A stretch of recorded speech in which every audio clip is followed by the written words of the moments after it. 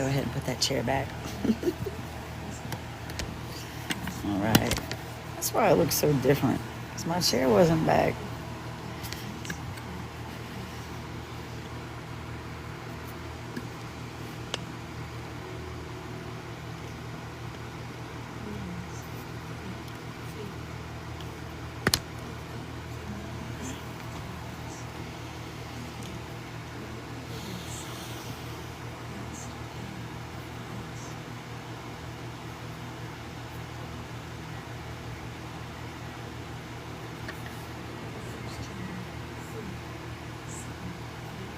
I'm early.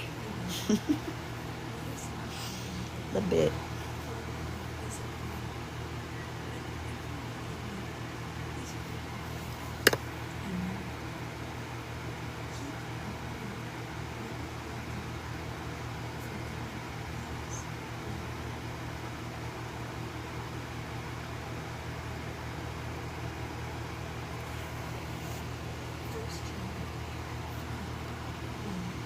I found my microphone. I thought I lost it in Louisiana. I got it.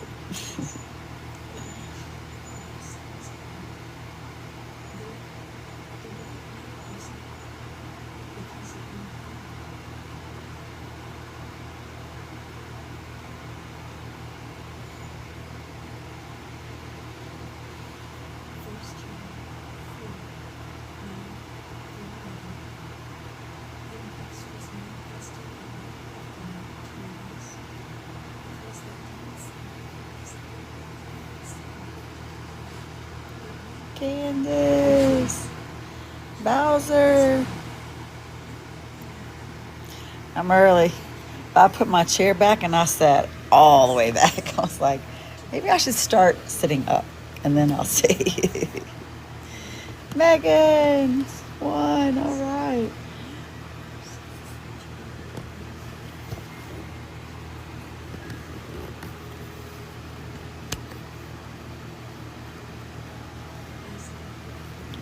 I moved that over. My little tripod thingy wants to be wibbly wobbly now. Thank you for liking the live, Candace. It just sent me a message and it says, more likes can attract viewers. Keep it up. So thank you. You're awesome. How you feeling? Good, I hope. After that little relaxation tour today. I got a feeling this chair's about to boot me backwards. We're about to find out. It has a perfect little medium in there. Good. Make sure you drink Pedialyte. I think Pedialyte's the miracle product for drinking. I'm about to make some changes to my water. I drink water all the time. Like, all the time. But I heard something about adding some electrolytes. Well, I hate to hear you hate water because that's like the number one thing. But if you mix a little Pedialyte in it, I think it makes the water even better.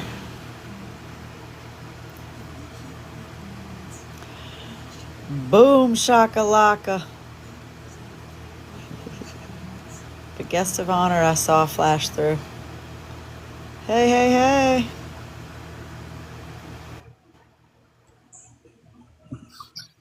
I didn't know. Should I come right away, or are you doing Yeah. some sort of a No, pre-show?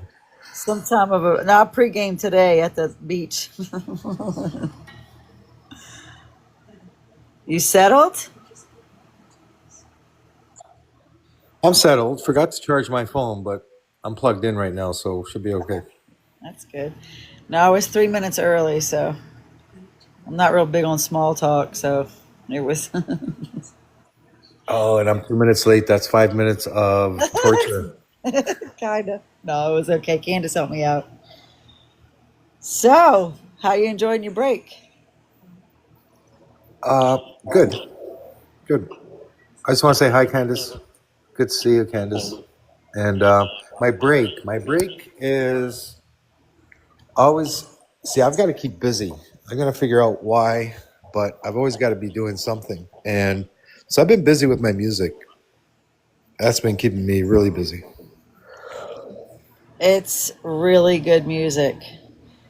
So this might be a reach, but I would like to get sneak peeks tonight if you have that available for any, especially the I Will song. You might want to wait for the whole album to come out first, but if you're willing, Yeah, so okay, I get it now. That's what you're looking at. I Can you like play, that part. can you play some? Because I can't play music on my phone. I don't have, I only have what you put on TikTok. Yeah, that's all that's out there so far. That's okay. We'll wait till the 10th. It's good stuff. I just wasn't sure if you were able to bring up any like a playlist and play the partials, or if you were willing to open up one or anything like that, but that's all right. The 10th's not that far away. I'm waiting on something else around the 10th too, so that's my baby daughter's here. Trinity. Hey, baby daughter. Well, Robin's here. Hey, Robin. Who else is here? Let me see. Hey, everyone. Good to see you guys. Miss you guys. All right. You know what else is I opened up something, and I'm probably not going to have it on this. I'm not going to be able to access it here, but I would love to access it here, and I might. But it was one of those things that I told y'all that I write, and I wrote it a while ago. But it was about Esau and something else. Of course, I'm not really prepared for a whole bunch of stuff like I should be, but I'm working on it because I'm still on the fence about how this is going to go forward. But anywho, Amos 8 came up. So that I can pull up because I have that in the pictures. Amos 8. And I thought it was really interesting because I know that we talk about the internal process of ourselves, but there's also the external with what's going on in Palestine. I know that's one of those where you got to tread lightly when you talk about it. But it's a basket of ripe fruit. You Okay. don't have to, you don't have to tread lightly around me, but yeah, for the guideline, Yeah. uh, this app. Agreed. Yep. Excuse me. I thought this was really neat that this came up today because it's a basket of ripe fruits. And that's kind of what we're dealing with right now is there's a whole set of ripe people that are just ready to manifest this pivot in the system. So this is what the sovereign Lord, this is the NIV. I don't even know about versions. I just picked one, okay? I mean, I do know about them, but I don't care about that part. This is what the sovereign Lord showed me, a basket of ripe fruit. What do you see, Amos? He asked. A basket of ripe fruit, I answered. Then the Lord said to me, the time is ripe for my people Israel. I will spare them no longer. In that day, declares the sovereign Lord, the songs in the temple will turn to wailing. Many, many bodies flung everywhere. Silence. Hear this, you who trample the needy and do away with the poor of the land, saying, when will the new moon be over that we may sell grain, and the Sabbath be ended that we may market wheat, skimping on the measure, boosting the price, and cheating with dishonest scales, buying the poor with silver and needy for a pair of sandals, selling even the sweepings of the wheat. The Lord has sworn by himself, the pride of Jacob, I will never forget anything they have done. Will not the land tremble for this, and all who live in it mourn? The whole land will rise like the Nile. It will be stirred up and then sink like the river of Egypt. In that day, declares the sovereign Lord, I will make the sun go down at noon and darken the earth in broad daylight. I will turn your religious festivals into mourning and all your singing into weeping. I will make all of you wear sackcloth and shave your heads. I will make that time like mourning for an only son, and the end of it like a bitter day. The days are coming, declares the sovereign Lord, when I will send a famine through the land, not a famine of food or a thirst for water, but a famine of hearing the words of the Lord. People will stagger from sea to sea and wander from north to east, searching for the word of the Lord, but they will not find it. In that day, the lovely young women and strong young men will faint because of thirst. Those who swear by the sin of Samaria, who say, as surely as your God lives, Dan, or as surely as the God of Beersheba lives, they will fall, never to rise again. So I thought that was really neat at this time to come up right now, because when I'm toiling, like this morning, I was really toiling inside of myself about things that were coming up for healing and then having to let it go. And so when I came up for air in my healing, right now it's Libra season, and the planet Pluto, which is the survival planet and the dark feminine and all of that deep, deep stuff, like the mother side healing. And then that came up, and I feel like I'm on the other side of that, but that's what's sweeping across the earth for human beings inside of their flesh, that they will experience these things, but the one thing that remains is love written on the heart, because to me God is love. So I thought that was pretty timely for the harvest being plenty, and the workers being few. What you think? So I think it's good that it resonates with you, and I love that. I love what you got out of that, because I know you, and you're filled with love, and that's what you're holding on to, and that's the right thing to hold on to. I also get a little bit of something else from it. Who wrote that? Sorry, I'm not familiar with it. Me either. I just had it just said the book of Amos. Whatever I wrote, like if I could if I click over to pull something up on my phone, will it knock me out of here? I wish I knew. I don't. No. I don't either. When you're on a live and you go, do you ever go search for anything else while you're on a live, like hosting it? You might have a minute or so. I think Okay, should be okay. I probably should not do that then. But yeah, so I wrote something that was just where I was then, and that's random scripture I had with it, and Psalms 1. So I thought I would read that tonight because I felt like it was very timely. That's from the Old Testament. Yeah. Yep. Okay.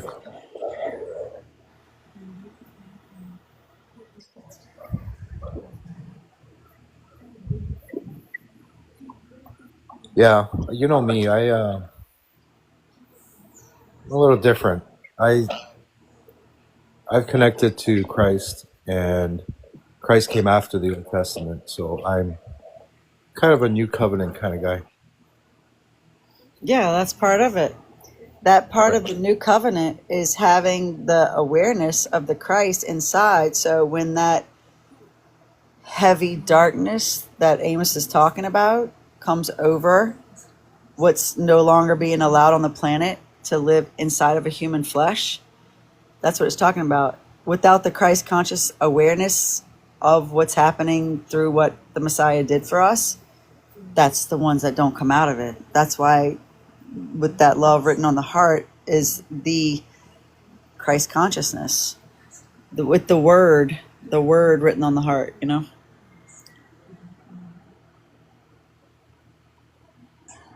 No, listen. So the way you came around, that the way that came to you was guided divinely. It was you attracted it somehow from your higher self, and absolutely, you can get a message from a Dr. Seuss book. I've always said that, and I have. I sometimes I remember when I was, a couple of stages back in my journey, I was letting go of a lot of things, and like a song would come on the radio and just jump out at me. I would like freeze for about 2 seconds, and I would know that it was a message.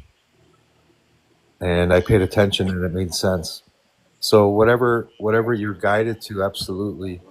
Um, but to me, it's all about embracing and moving forward, and not necessarily holding on for the hopes of revenge or any type of retribution. To me, it's about letting go. Letting go comes with nothing. The act of letting go is the reward. Well, that's the part of this divineness, because it's funny you mentioned about not holding on to resentment. The pivot in that dynamic, and then this came up because, boy, I was toiling in it, was about going over the thought processes about somebody else's decisions that they made that affected my life, that I allowed, hence then became my decision, to not hold on to saying this is my fault because I allowed it. They did it, letting go of that. They did it, letting go that I obliged it. And then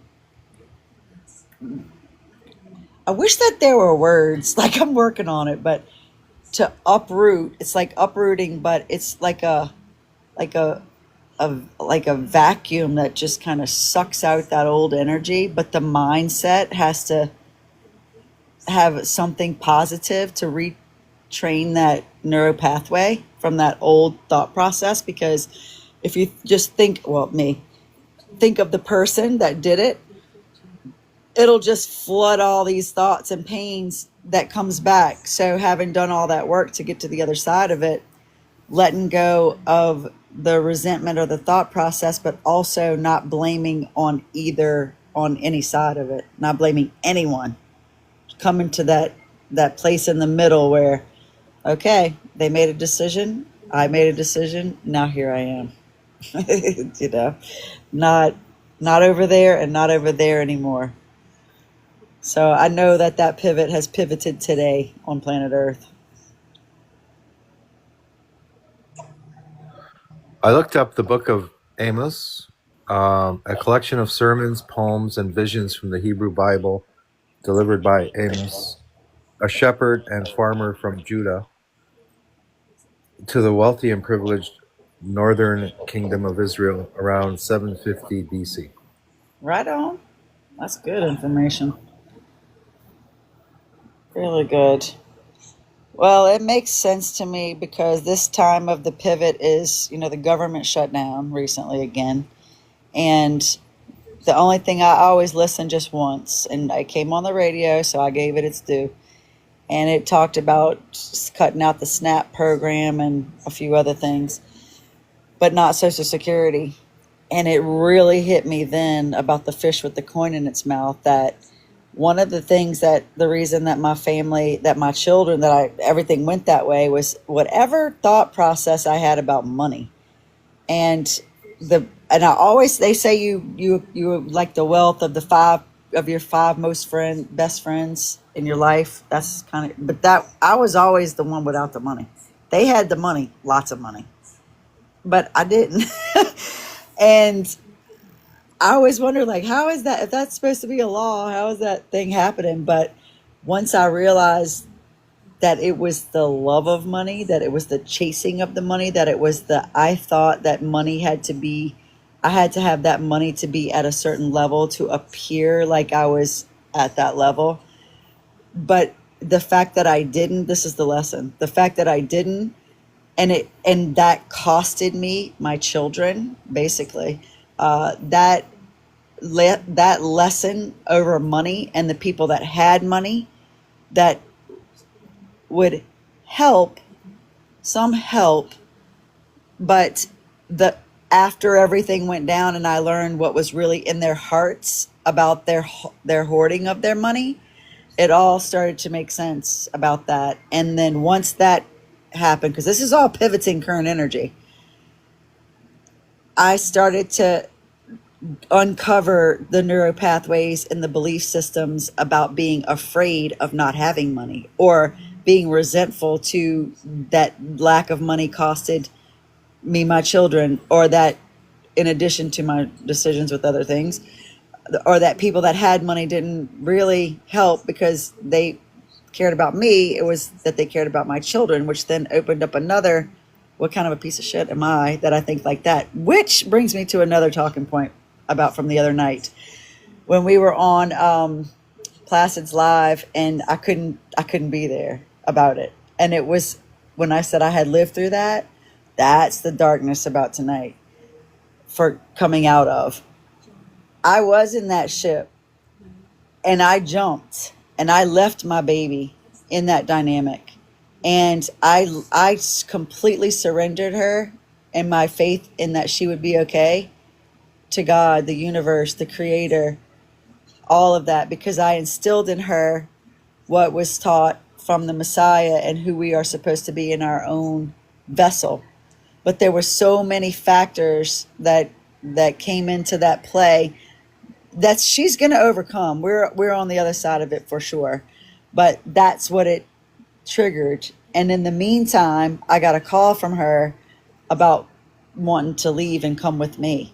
So that kicked off a whole nother realm of things and opened a few more doors. So divinely guided stuff, and you can see it now in line after line, because that money thing that is out there, that's the main thing that has the fear in people that are not because I think people are starting to be like, okay, I don't need this kind of a car, I don't need this kind of a house. That was like, I want to say so 1980s or something maybe. But now people are getting the realization that they just want to live simply. So that makes sense for what we just went over with what Amos was about, and that part and the pivot and my confirmation. So thank you for looking that up. And then that part about the Placid thing, so I missed out what happened on the rest. Yeah, that was a different kind of live, I think, different discussion. It's a philosophical, making a good point, though, making a good point as to how, sometimes even if we know what's right, can we actually manifest what's right? Can we, in every situation, be that we feel most aligns with higher, um, our higher self, I guess? Because there's a lot of situations where, having to do so not only puts our own well-being at risk, but the well-being of others too. And then what do we do? Like, at what point do we fight for what is right? At what cost? I don't know. At some point we have to kind of weigh or balance out the different options, and that's what that's what that live was about. It was intense for sure. And if I would have continued to speak, it would have been on what I just said, and it would have been very dark, very deep, very, have lived it in of course, a different ship, because the captain of this ship that I was in was her father. So the father was the cruelty. And that was just like, no, I can't do it. Look at the little crabs. Thank you. Okay, so what do you think about how you feel about not, because I could think of several different ways about it, about not having oh yeah, you said you're doing your music Monday, Wednesday, and Friday, but the energy, all of the energy that you had every week, you feel, I feel like you filled your cup, and you were like, okay, I'm in a good place. You worked through your grief, you helped others, you balanced a lot of energy, and now you're like being able to bring it through creativity. How you feel about that? Okay, so I have to ask you a question, and then you'll understand where I'm at. All right. I'll answer as well, but first you. Do you miss Alien T? I do. Okay, so do I. All right. I know it's a lot though, dude. That's what I was telling you when you came on here. I was like, I'm weighing it out. Like right now, just sitting there waiting. Like I was all excited. I am excited. I get this thing going and I love it because I looked back and I remembered how it was before I took the little sabbatical. And then I get here now and I'm waiting and I'm thinking, is this really what I want to kick off? Is this really what I want to commit to? And then it hit me about service. And I'm like, I guess so. So your answer just helped me too. But it's a lot. And doing it Monday, Wednesday, and Friday. So what I mean by that is like, okay, what? How could I miss myself if I'm, what I mean by that is this Alien T thing was really something that was to me greater than myself, and I got as much out of it as all of you guys did. Yeah. And yeah, I miss it too. I miss being Alien T or in that position. But I've always followed my intuition, my guidance, and I do see something down the road, just not yet, and not what it was before. If that makes sense. Yeah. You've ascended way further. Like you really brought not, I mean, yours too, but mine, like a lot of people's energy, a lot of healing happened through that time. And I came on probably a year after you started. And just in that time, I made decisions like I told you about. Thank you. I decided I wasn't trying to avoid my father. I wasn't. I wanted to be there that night. But it was such a good live. And I was really doing what was best for me in that moment to continue to clear something I needed to clear. And I thought I was going to be able to get back to him, and I didn't. And part of that went back to when like I wasn't important to him enough in that time. And that really had me to go deeper about what is really in my heart and how cruel I could have been to even have a thread of that thought to not get back in touch with him. But I still did in that moment what was best for me, and that was stay in your life while it was happening, because what was being said was what I needed to heal. And that's that, call it the placid ship talk, of sorts. And that's the kind of decisions I've had to make my entire life. But I think about that and I wonder, because of course that brought me down all kinds of, was I people pleasing? Was I in there just because it's a popular live? And I'm like, no, I really was healing in that moment.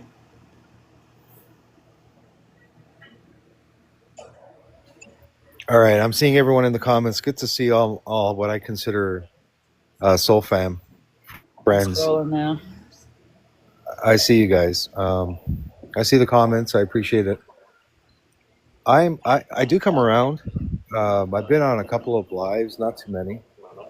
I say maybe 3. And what I was hoping for was that you guys would all stick together and somehow show up somewhere else.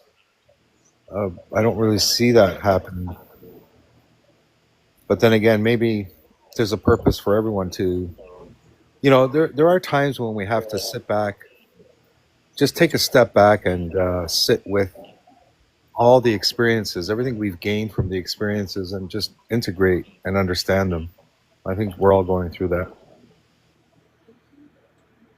I agree. And when your live was winding down, there was a lot of behind the scenes. Like, I will not, I already talked about this. I could, but I will not, because I know what I'm there for too. Like, I hear when I'm taking it in, I feel who's pure, genuine, honest, where they are at the level. It's just a gift, okay? And I'm not going to knock my gift anymore. But there was in that pivot a bunch of us in that group that didn't kind of make that cut, that like when you're running to get under the elevator door, the garage door that's coming down, like on Star Wars or something, and you don't make it. You quite just don't make it. Some of that happened. and that pushed them into other places, still searching at the level that they are. And then there was another group that went to another level, and it's a lot fewer, but then a lot of people went into their own domain, so to speak, like kind of maybe backed off of social media and stuff, which was the real. That's how you can really know who's really focused right now too. Is they're going within. They're taking all what they learned and they're going within more. So I don't know. I thought it was a good tour of duty.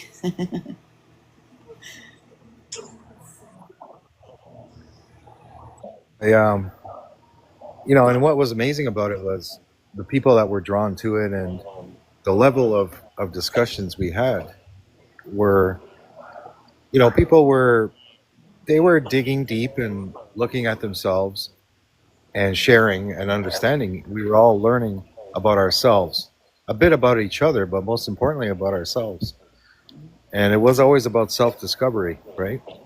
Which is why I never forced my belief on anyone. I spoke it.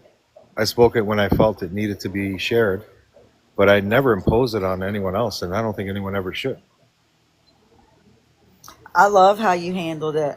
A lot of times I thought about you being a coach, because once you said that you coached your daughter's soccer team, it it hit me how you have to have this open mentality and a pure heart to be able to take everybody's different perspectives and have one goal and bring it all in while allowing them to bring their talents, what they say, their learnings to the table for everybody else to bring together as the unity.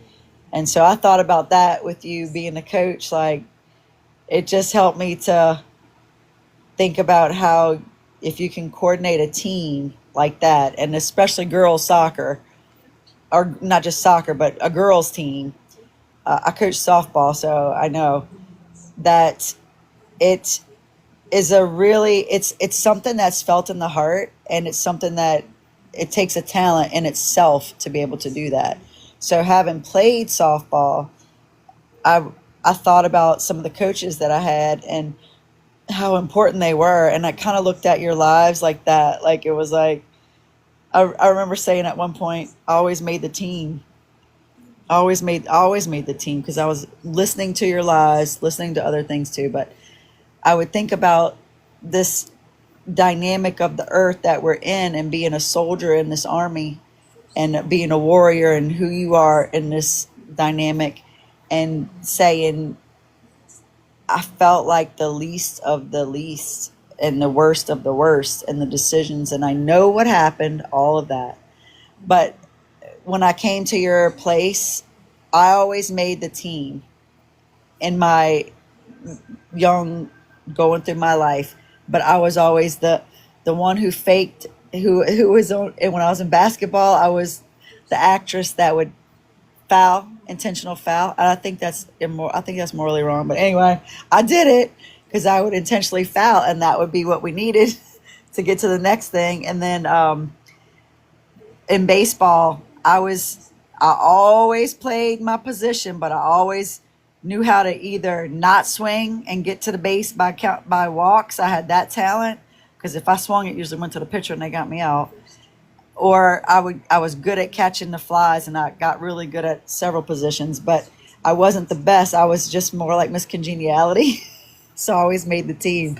So that was one of the things that I came up in this dynamic of the world and what we're doing, all of us as a collective, because I would have checked out as who I am and what happened with my life. Like, my confidence was completely just devastated after the decision to have to save myself, and it costed me my baby basically, and the other one was saving my children, and it costed me the other baby.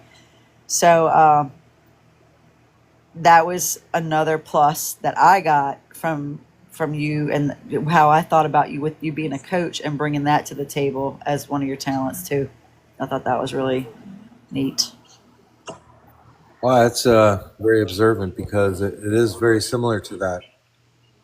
And I think until someone is in the position, you don't realize how much is involved, and the decisions you make are always to never hurt an individual, but never hold back the collective either.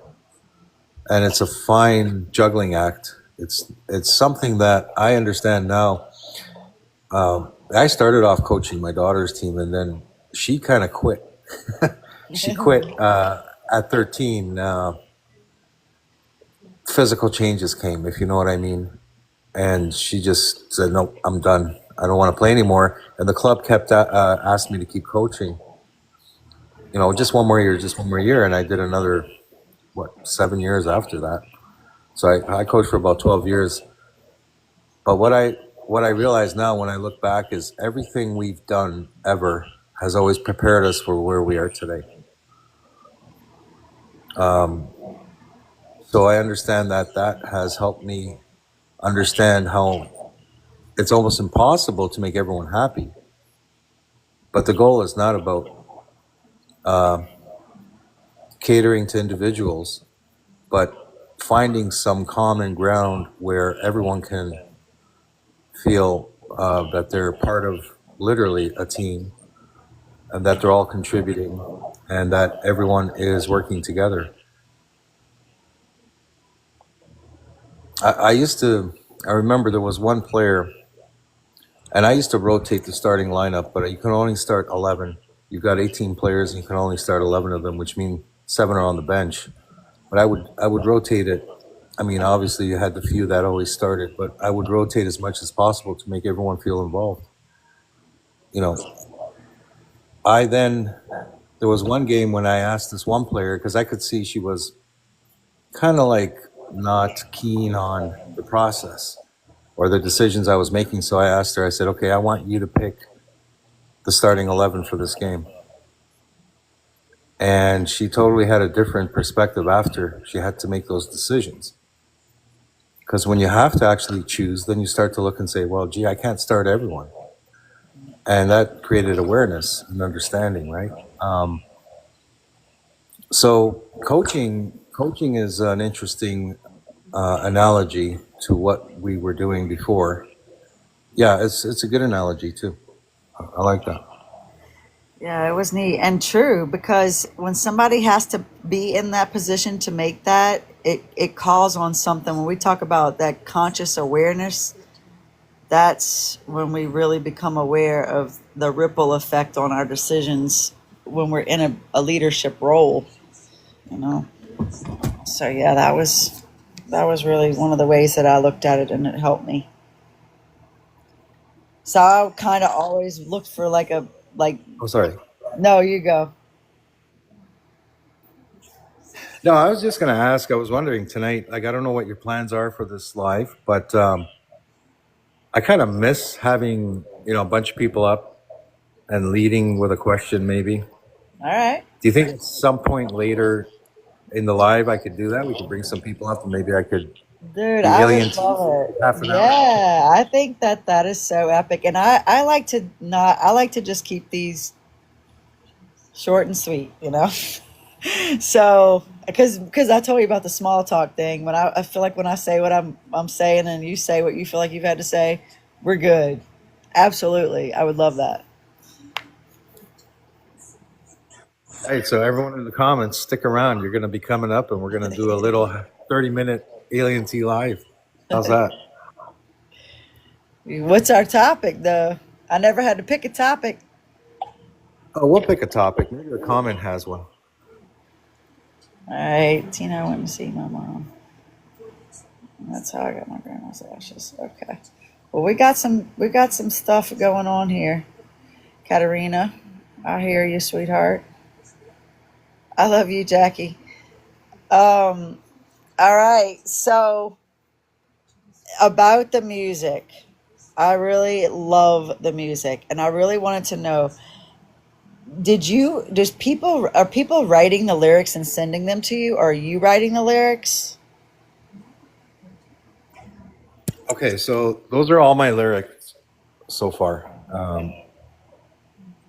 Yeah, they're all my original lyrics. And the thing is, I do it a little differently. I don't type in lyrics and describe the type of music I want and then take whatever AI gives me. What I'll do is I'll put gibberish, okay? I'll literally put gibberish down as lyrics, describe the type of music I'm looking for, and then when I catch a melody, when I hear it, I alter the lyrics accordingly to alter the melody, if that makes any sense. So I'm taking a different approach to AI.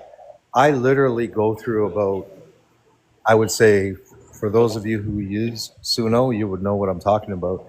I go through maybe, honestly, 30 to 40 different versions before I finalize a song. That's why I'm kind of behind. I'm stuck on one more song, which I'm working with, and I hope I'm not going to be late for that release date. But yeah, so that's what I've been doing. I've been, well, a little bit of that and a little bit of magic, which some people I call it technomancy. And literally it's channeling. So what I do is I go into a meditative state. I connect with what I connect with, the source, the divine. And then I kind of channel ideas, concepts, lyrics, and also types of music. And then when it comes through, it comes through. Some of them come together very quickly, and then some of them I need to work on a lot more. Just keep the flow. Just remember, don't be uptight about it. Just keep the flow. Like, it'll come to you. If you have to move the date, you have to move the date. They're good. Everyone I've heard is really good. And I did not have a clue how you were doing that. So that's neat. Yeah, that's how I'm doing it. So I produced music in the past, like an actual go into a recording studio, sit down, pen and paper, go to the keyboards, play some melodies and hooks and stuff, and just start to create music with real people. And some people don't understand that AI, depending how you use it, is really no different. It is not just about sitting down and taking whatever it gives you, because I play with it a lot. And if I were to go to a recording studio, but put it this way, I wouldn't be releasing anything if I didn't feel like I had some control in the situation. And our governing, I call it the governing body here. You guys in the States have BMI ASCAP. We have SOCAN up here, and they're not keen on AI generated music. As a matter of fact, they won't acknowledge it. So I think you should win an Emmy, because if you can produce something that didn't exist prior and people like it, then why is that any different than going to a recording studio? I am overwhelmed with how impressed I am about it, to be real with you, because I love music. I love to sing. I like backup singing. And a lot of people said they cried on that one song, I Will. I cried and cried and cried and cried, and I haven't even heard the rest of it. I don't know what it was, the resonance with the riff or what, but it was so good. I was like, how does he come up with this stuff? But is it like, it's like a feel that you want, or I mean, how do you convey a feel to AI for it to produce that feel? You understand its limitations, and then you expand its limits by understanding that it will do exactly what you tell it to. So, for example, I don't know. Let's pick. I'm trying to think back. There's a couple of times where I had to phonetically spell a word in order to have it sung a certain way. So, like, if the word was tonight, but I wanted to stretch it out, I would spell the word like TWO and then night separately, and it would sing it differently. I don't know if that makes That's in the sense. system right there. Well, I mean, it does when you create it to do that. Like, you had to work with that to do that. I totally know what you mean. That's why I do what I do with these promotional videos. I really kind of just go in because I just love doing that. Like I could just get a job doing that. If anybody knows what that even is called, I love it. So that's the closest I would come to AI. But for you to go into a computer and extract emotion from it is revolutionary. I think it's just wow. Yeah, and some words like, some words do come with emotions too. And you've got phonetics, you've got like words that end with open sounds and then some that end with closed sounds.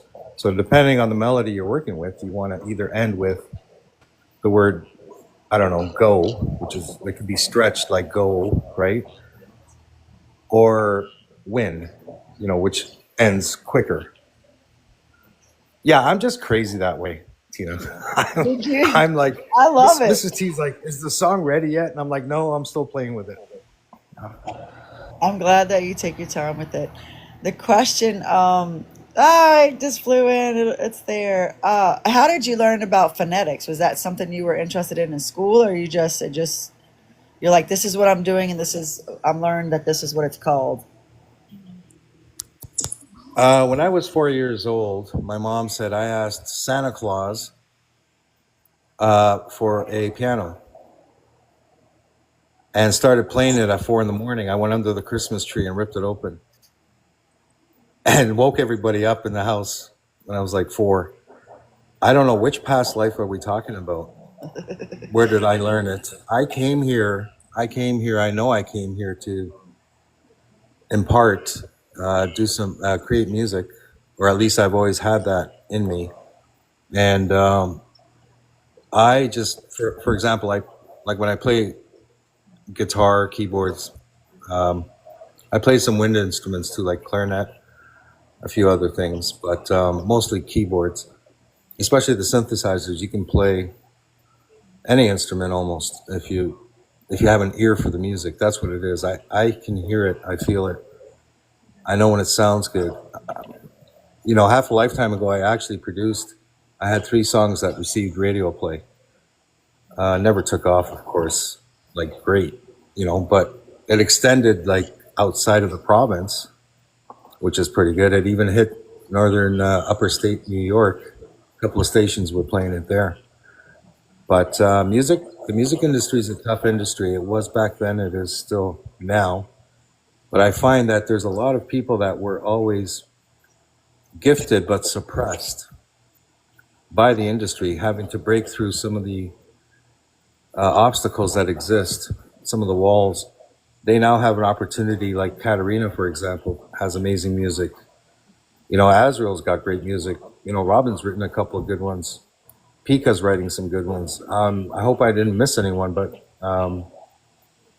it's an opportunity now with AI to put things out, and it is unique because ultimately you're going to choose whether other people hear it or not. So to me, that comes from the person who's creating it.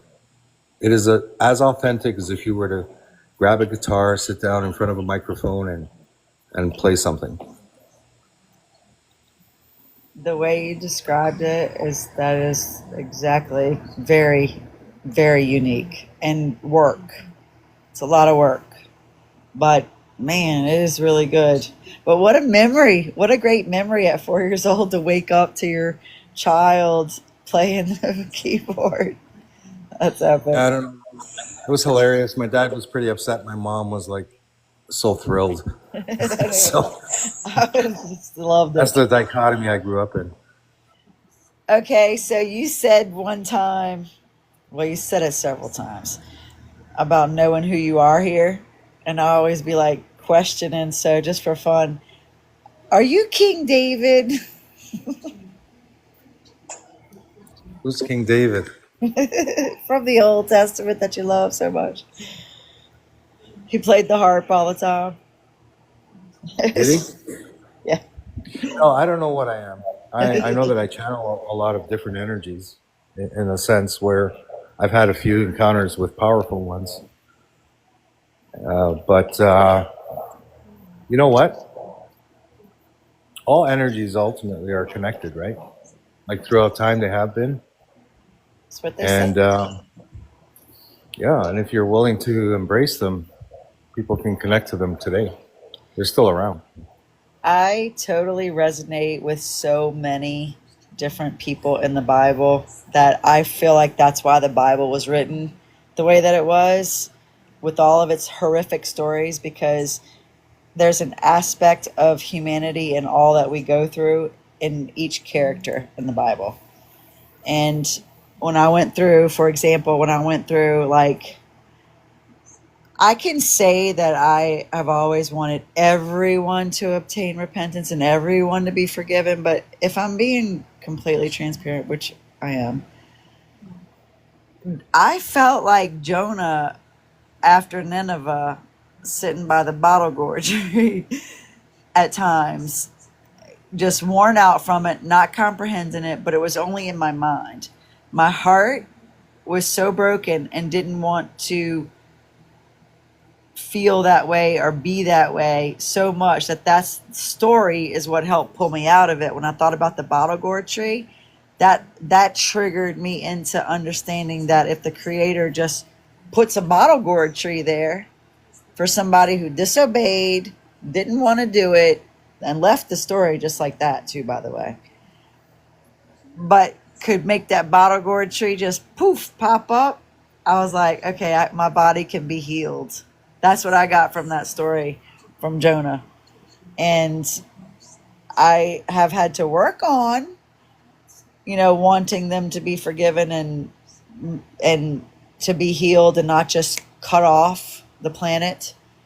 But it comes with wanting their energy inside of themselves to obtain a level. And I feel like this now. I feel like anybody who has encountered me that did me harm, that they encountered me because the Creator knew that I would pray them through it. That's what I have come to the conclusion of. But yeah, I resonate with many, that's just one little story, characters from the Bible. I think I was there. I have memories of it. Not gonna lie. I agree. I totally agree. And that's when people say, because I'm always at 49% about it, if I believe in reincarnation and stuff, and I'll say, I don't know that if I believe or if I have just been gifted with this generational thing that says you're going to survive this, and this is the energy from the past that's going to be propelled through you in order for you to survive this. So we're going to give you all the tools that you need, and a lot of it is manifests itself in memories from a past time that I'm like, okay, that actually does make sense, but I'm not there. I know that I feel this. I know that I just dreamt this up somewhere in myself, but now I'm not there. Now I'm here. So that's what makes me think about reincarnation. Yeah, exactly. And here is what matters now. That's the thing, right? I mean, didn't Christ say something about the past prophets? Right? But the time was different now. And I'm just wondering, honestly, if somehow we piggyback off of where people left off. I don't know if that makes any sense. Yeah. At one point, I felt like Judas so much, and that was because then I had to dive into the other part of the learning to help people in this respect, because I'm real big into the. Can we say this word? I'm going to say it and get myself in trouble. Suicide awareness. Hope that's okay to say. I'm real. Yes, yeah. All right, I'm real big into that movement. Like, I'm an advocate, and I know that because of what I studied about that after living what I lived through. And one of the things about regret is people will, which is the heart brain coherence, unalive themselves via HAN, and they can't get the two to connect. So that's one of the ways that that happens. And that, and that's what happened with Judas. Regret was there. His head probably knew better, but he realized what was in his heart when he did that, and that those two can be backwards and forwards and not in alignment. Zero point 0.1 hertz frequency, people, and that is what it'll cause people to want to dangle, you know.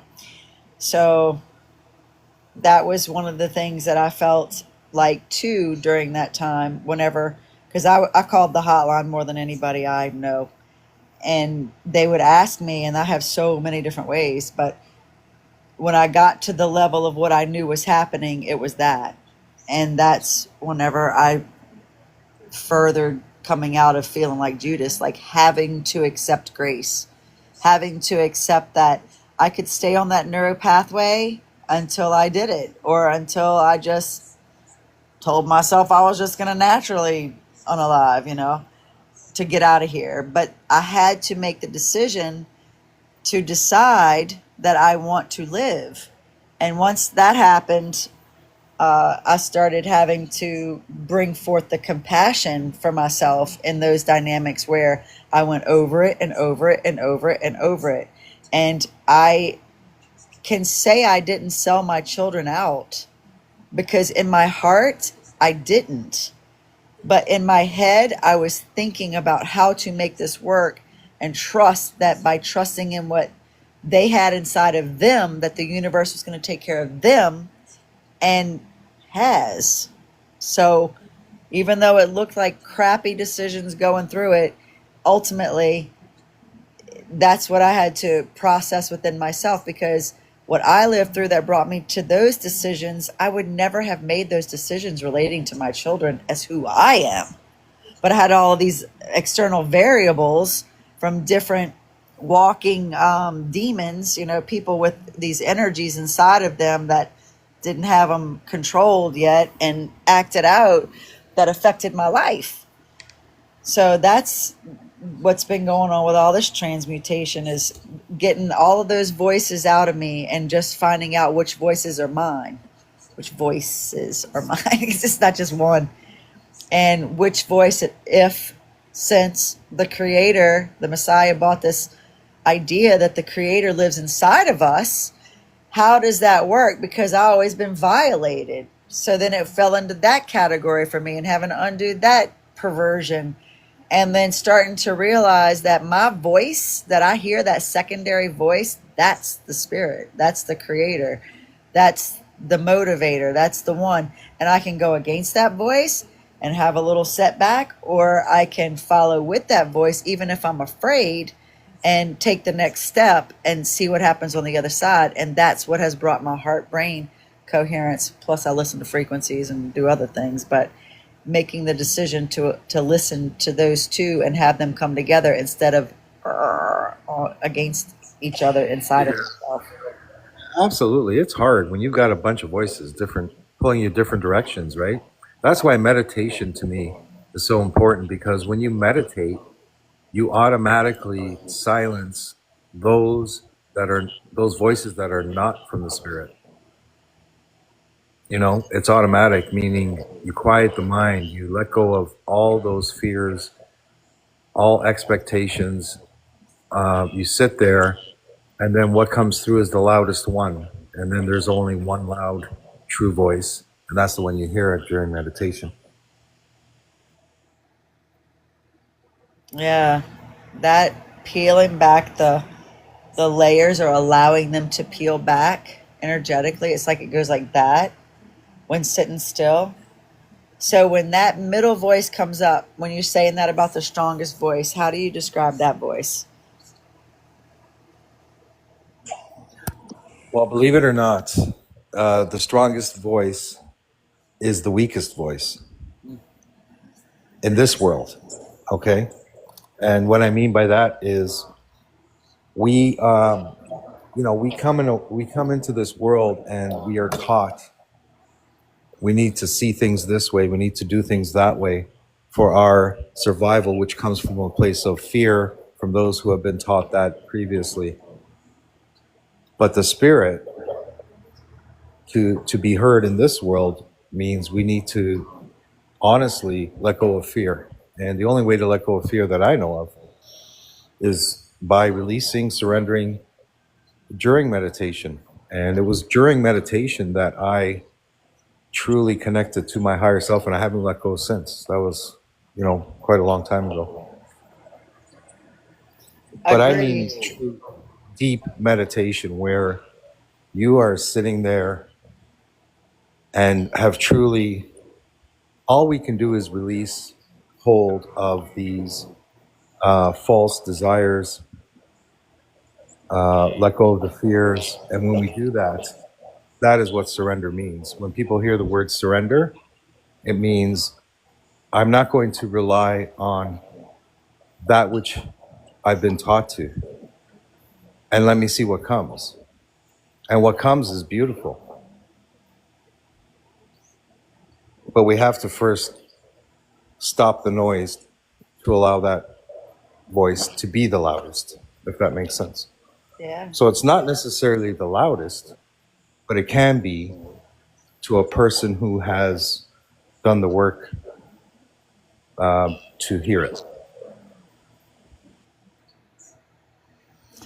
To screaming out for the most help. That's what I noticed is that when I allow the opening, and it comes up, it's like, I'm the one that's been needing this help. I'm the one that's been needing the support. I've been strong. I've been saying this, but I made the wrong decisions. Like I'm just giving some dialogue that kind of, and then the other parts will say, I know, it's okay, it's all right, you're doing good, And I go, I'm really talking to myself like this? I'm like, yeah, but I'm not talking to myself like, you dumb bitch, And then let it go. And then have like this newfound relationship. And I know, that I know I've gone really deep, but I'm just making fun in certain areas about some of the conversations that I do have with myself about that. But absolutely, getting still is the single way to purify the heart, for sure, without a doubt, to true repentance, healing. And when I speak about meditation, it's a different kind. It really doesn't require me staring into a candle flame, because then I'm doing something. It doesn't mean observing my breathing, because then I'm still thinking and I'm consciously trying to control something. I'm talking about total surrender, like complete, not where you're going to fall asleep. Like those nights where you're like, I've had enough of today, and you crash and you fall asleep. You've gone too deep. Now you're going to have to interpret dreams. I'm talking about that in between state where you're still consciously aware, but you're literally surrendering to what I call a great perhaps. And the great perhaps is maybe, we'll use the word that I think you associate with. Maybe God will speak to me now. And even that's an expectation. So the point is, you just let go. I've had amazing experiences, and I've received understanding downloads that come to you during meditation. And again, it's that kind of meditation where you just sit down with yourself in a position where you're not going to be interrupted, where the kids are not going to come, waking you up saying, I want a peanut butter and jelly sandwich, or the dog's not going to come barking, or the phone's not going to ring, or none of that. You just tell everyone, I'm gone for the next hour or half hour or whatever. Even if you go in the bathroom and lock the door. I had the support of Mrs. T. She knew what I was doing, and she understood that it was important. I was never interrupted, and I could truly, truly trust that time that I could have with the divine. And when Christ said, the kingdom is within you, that is what he meant. That's the gospel right there. Well, I feel really good about it. How do you feel?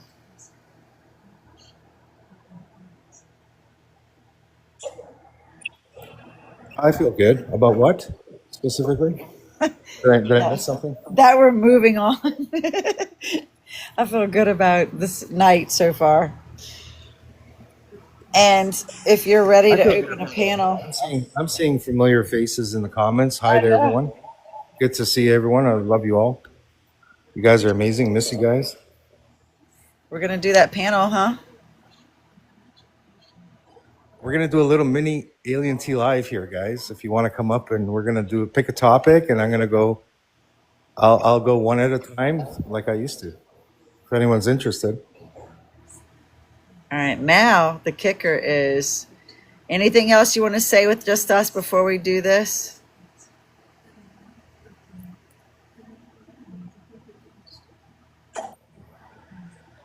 I want to say that every day. It's been 3 weeks now. Every day I've thought about all of you guys. I have, and the times we've had together, the growth we've had together, and I still feel connected to everyone. I don't hope you guys feel the same way. For sure. For sure. I speak for myself, but I know many others too. It was a good pivot. All right. Do I need to I can just accept requests, right? I don't have to open box like that. Okay, I'm good. I'm just going to start pressing the buttons. All right. Welcome, everyone. I'm just going to chill, okay? Alien T's the host. I'm just chilling. Oh wow, I'm nervous. It's been 3 weeks.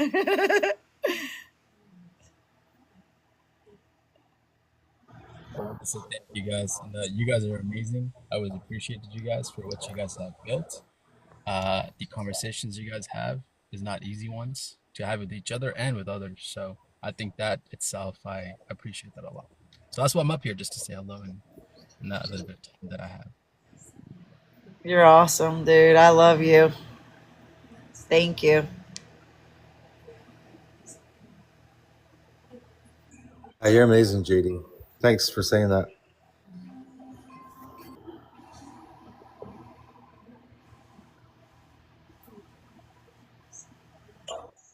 All right, so Tina, we got a full panel. We don't have a topic. Do you want to pick a topic, Tina? Great. I'm on the spot. That's not really my forte. Um, I I feel like I've lost creativity when you ask me that, so I'm gonna say no. If anybody else wants to pick one, I'm trying to open up the other box thing, but I don't know what I'm doing.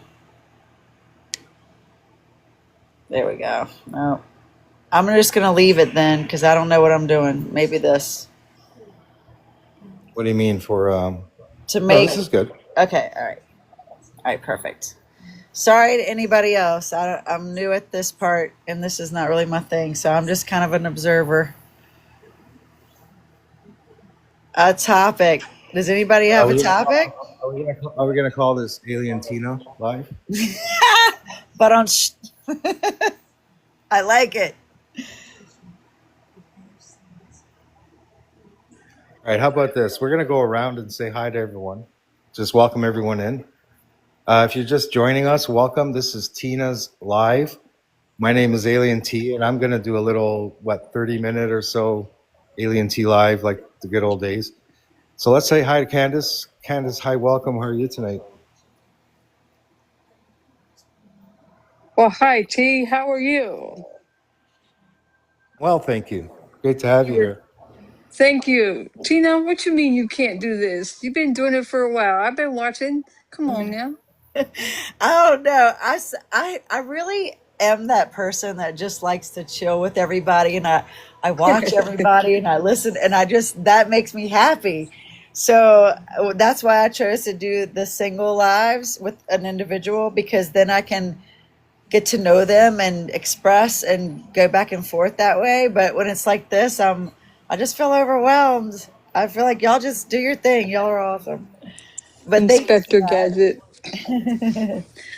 It's good to be here. Hello, everyone. Hi, Candace. Great to have you. You're going to be the Thank first you. speaking on the topic once. Hopefully, we have a topic by the time we get down to Katerina. Let's say hi to All right. River. Hi, River. Welcome. How are you tonight? Hi, Yancy. I'm happy to see you. I've barely known what to do with myself on Monday, Wednesdays, and Fridays. I think I've gone to bed at decent times. Maybe that was the purpose for everything. Oh, where did Candace go? Oh, Oh no, she fell. She'll be back, I bet. Anyway, I'm happy to see you, and I'm glad that I was sent an invitation because I am disoriented today. I had to check several times to make sure today was Saturday. yeah. No, tonight is Saturday Night Live. This is Tina. She's back. You're going live every Saturday night, right? I'm This gonna is do going to be it. okay. So, yeah. Good stuff. All right. So we heard from JD. I just want to say hi to JD. How are you tonight? Hello, everyone. I am doing good. Just I was at the lake having a little walk. I used to go for like an evening walk, and just really refreshing and try to make that a routine. And yeah, then I saw you guys on live, and I said, oh, it's my one of my favorite people. Gotta go in there. So now I'm here, doing good. Woo woo. Right. Well, we're going to pick a topic. So far, I think Tina's got one, maybe from Azriel. We'll see. Tina's going to choose the topic. It's her live. But she's just allowing me to have a little reminiscent segment here. Let's say hi to Jackie. Hi, Jackie. How are you tonight? Welcome. Hey! Oh my God. I missed all of you. If I'm not sounding that well, it's because my puppy bit my headset. This is like my last headset. I have to get a new one.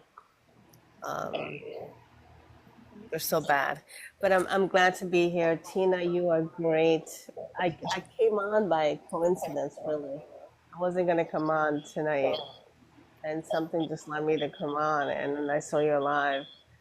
And I didn't know it was with AT. I really didn't. And uh, but I do suggest a topic, if you will, but it is your life. Reality versus magic. Ooh, Reality holy Yeah. versus versus magic. magic. Yeah, Okay. I definitely have a story about that for sure. yeah. Uh, you know. All right. Let's see if that's going to win it, Jackie. Okay. Yeah, we're going to keep going around. We'll say hi to everyone, and then we'll start. Bluetooth device is ready to pair. I'm sorry. Also, Tina, there's background noise. Yeah, Look at me. Look at me taking over here. that it's Come on, host. this. Mute your mic, host. It doesn't show up without it. Oh, what is that?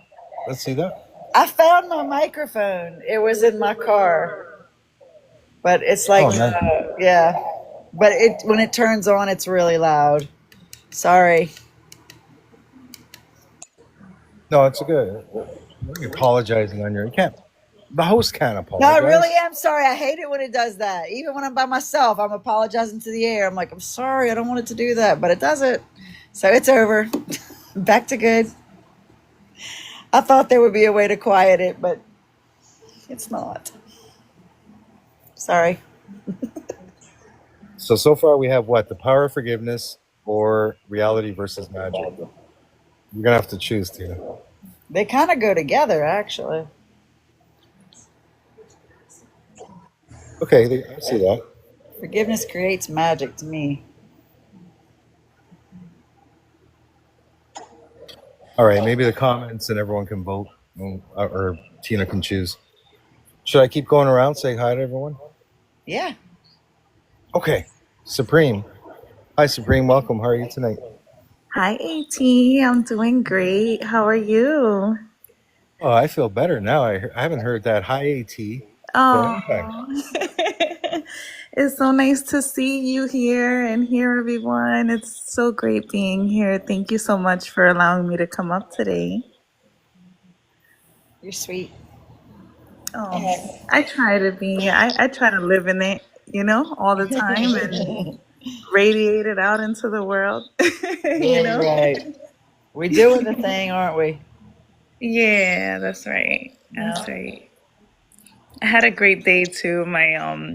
My baby was outside. She's not even a baby. She's 14, but I still call her my baby. But she was outside playing with the neighbors and they were like drawing and drawing stuff with chalk on the, like on the sidewalk and throwing balls and reading and coloring and drawing. It was so much fun and it was just so nice to have like a day out, on the grass and just like enjoying life for what it is, and letting the kids be kids. And it's like magical in itself sometimes. So had me in a really good mood today, just observing and being part of that.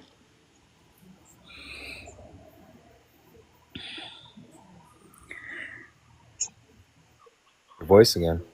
Oh, thank you. Same here. It's so nice being here. And it's nice to hear yours too, AT and Tina and everybody else on the panel. Thank you. Of course. All right, I'm going to mute up. I'll talk soon. Yeah. Okay. Perfect. All right, Jen and Tonic. Hey, Jen. So the boxes are kind of switching here randomly, Tina. Hello. Hi, Jen. Welcome. How are you tonight? We're just saying hello right now, and then we're going to start a little topic live for a bit. Cool. I'm doing much better, let me tell you. The beginning of the week wasn't looking so good for me. I was pretty sick. I don't know if I got food poisoning or what, but it was an experience. I think one time is enough. Whatever it was. So I'm grateful to be back to normal almost. My normal. Well, you sound great. So it's good to hear you overcame that. If it was Yeah. food poisoning, that could be hard, for sure. Yeah, well, I tell you, it was, ooh, I don't know, but it was awful. And, well, I saw some really good live rock and roll country musicians last night, and, the soul always needs live music. It makes a big difference. It really does. So, Nothing like vibrations coming from a live concert. Absolutely. yeah, yeah. So, yep, I'm doing great. It's good to see you. Good. I'm glad you better.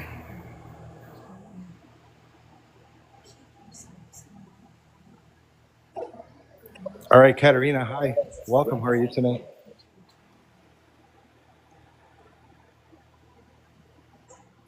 Yeah, I'm good. It's actually funny, 'cause I just got over a 2-week sickness myself. And then my kids were sick, and my man was sick. And then my son and my daughter are playing. His glasses got broken, like his seeing glasses. He needs those to see. So I gotta take those in on Monday, get those fixed. And then our schools in Canada, like Alberta, they went on strike. And then, like last week was kind of weird because, like, my son, he had a tantrum because he wanted to get his snack and he forgot to raise his hand, And the teacher and him kind of got in a disagreement and he threw his chair and stuff like that. But they took his lunchbox, and I'm wondering, like, now I'm sitting here wondering, I'm like, I hope my kid ate on Friday, like, because they took his lunchbox, and he had a freak out, and then they called me and said, I have to come pick him up. I'm like, so did he even eat? Like, oh my gosh, so I gotta ask them that tomorrow. I'm gonna walk over there, even if they're on strike. I'll leave a note or something, because I need to know, right? They took my container, I'm kind of mad. Right? Because, like, I bought that and they didn't even give it back to him after. I'm like, what is going on? Like, I get it that they're going on strike, but they don't need to be mean. And yes, they did the right thing by calling me, but wow, what a week. My God. And then my music released last night, so that seemed to be the only thing that kind of like made the vibes go up more, and I was like, oh, yay. Because I don't like when the vibes get really low. It makes me sad, right? So I was going into a sadness, kind of an angry feeling. And then after last night, I just changed. It was so weird for me. I'm like, I don't even know what's happening. The frequencies are all over the place. But this week has been so weird. I'm just glad not to be sick anymore. True that. What's that? Taking their lunchbox? Come on, go storm right in there and get it back. That's what I would do. Yeah. All right. So Candace, we said hi to Candace earlier, and Robin, welcome. How are you tonight? I'm good. I had like a migraine earlier. Well, like so yesterday I went to the store and I didn't even barely get out of my car and like I got sick everywhere. And so I came straight home. I went to bed, slept until like 1 o'clock this morning, got up for a little bit, went back to sleep, got up at like 1 o'clock this afternoon, went to like go get some coffee, and I came back and I started getting this migraine, and I was like, "What the flock?" But I took some medicine, and yeah, hopefully it's starting to work.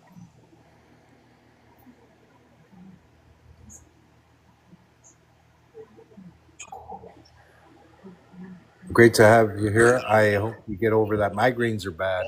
I used to get a lot of migraines from 12 to 18 years of age, like two a week at least. And they even did tests and all that. But for me, coffee, cold air, like air conditioned air, even if it's sticking your head in the refrigerator and breathing that in. Also, dark chocolate, 70% plus.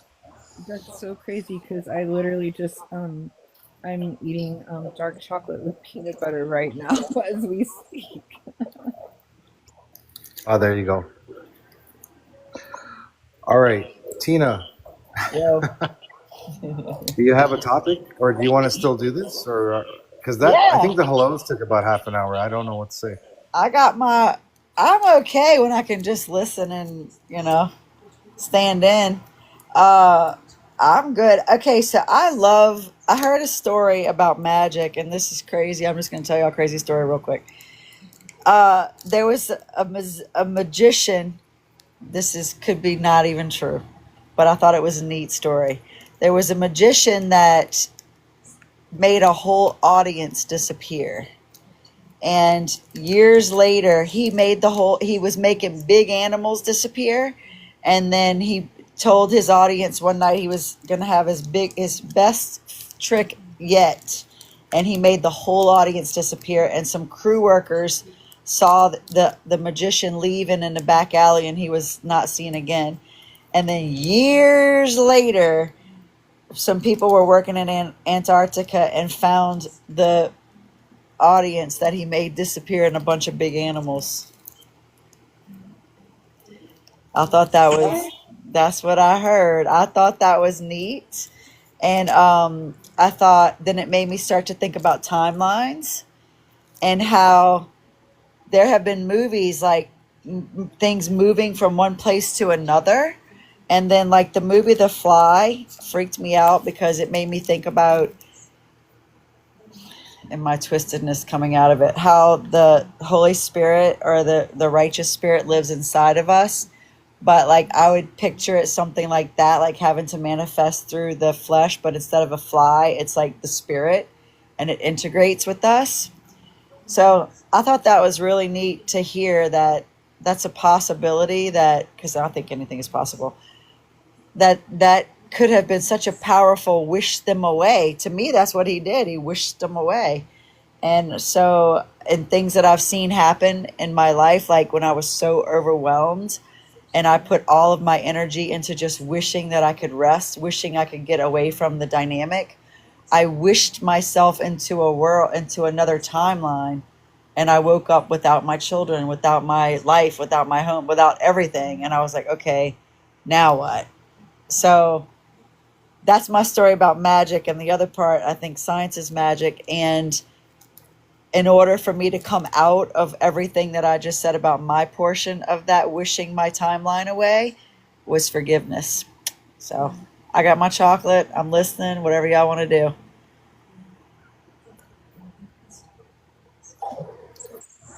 So we're going to talk about the magic of forgiveness.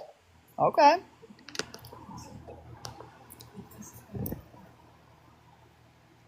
Well, that's quite the story. Where did you hear that? If I can ask. Instagram.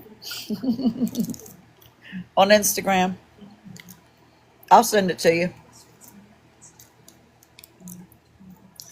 But you know when something has a ring of truth, it ain't like that far fetched, you know.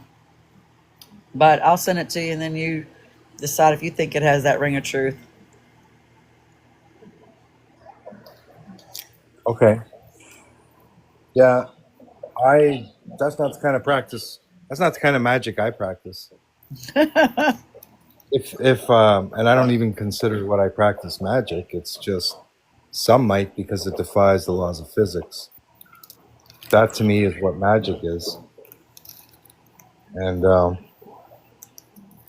And what do you mean by that? I mean, for example, something happens that maybe science can't even explain definitively. You know, there's a lot of mystery to it. There's, well, how did that person do that? And they just slap the label of magic on it. But there's a lot of spiritual uh, occurrences that happen that science cannot fully explain. Mm-hmm. So they kind of just write it off as whatever.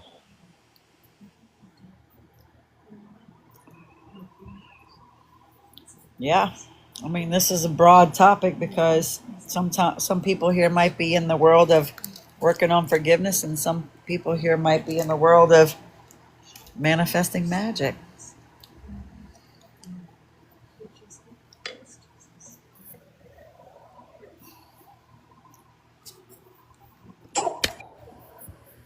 All right, so let's go around. River. Hi, River. You want to talk Hi. about magic or forgiveness? Well, I have more experience with forgiveness than I do with magic. But um, so, do you have a specific question, or want me to talk about? I just want to mention to Tina, I think we're getting feedback from. Can I just say that it's magic versus reality? If I could just, Magic versus reality. yes, that was what I said originally.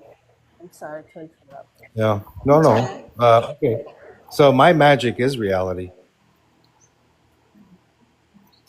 Um, Not to complicate the topic, but that's what I have for that. Yeah, that's what I mean. That's what I'm saying. I've manifested reality magically through the art of forgiveness. I know you understand that, but it's for the rest of the panel so they can understand that the new people that came in is magic versus reality. What's your So, River, okay, how about Yes, ma'am. this? How about one of the times that we talked, you were talking, and it was a big deal for you about forgiving yourself. How have since that night? How has your healing manifested more so toward your feelings of the pain subsiding, things that you've done, things you've implemented, brought you closer to a place of forgiving yourself since that talk? Well, um, you know, forgiving myself is kind of like a daily thing, I think, when you think of different things in your life. I mean, I've never done anything really bad. I've never intentionally hurt anyone or anything. That doesn't mean I haven't hurt anyone in the past, but I never meant to. Um, and of course, having run over my cat, that was, man, I wouldn't wish that on anybody. That was just torture. Um, but Robin helped me with that immensely because she saw my pets all together, and when she said, "Who's the bouncy one?" I knew for sure she was looking at my animals because that was my dog River, who he was he had the most joyful soul I've ever known in my life. And he had bone, the big C in his bones, but it was too high up on it, too close to his spine for them to amputate his leg. And he maintained that joyful attitude up to when it hit his spine and he couldn't walk. And, I know he was in pain, but and I gave him pain meds, but he never,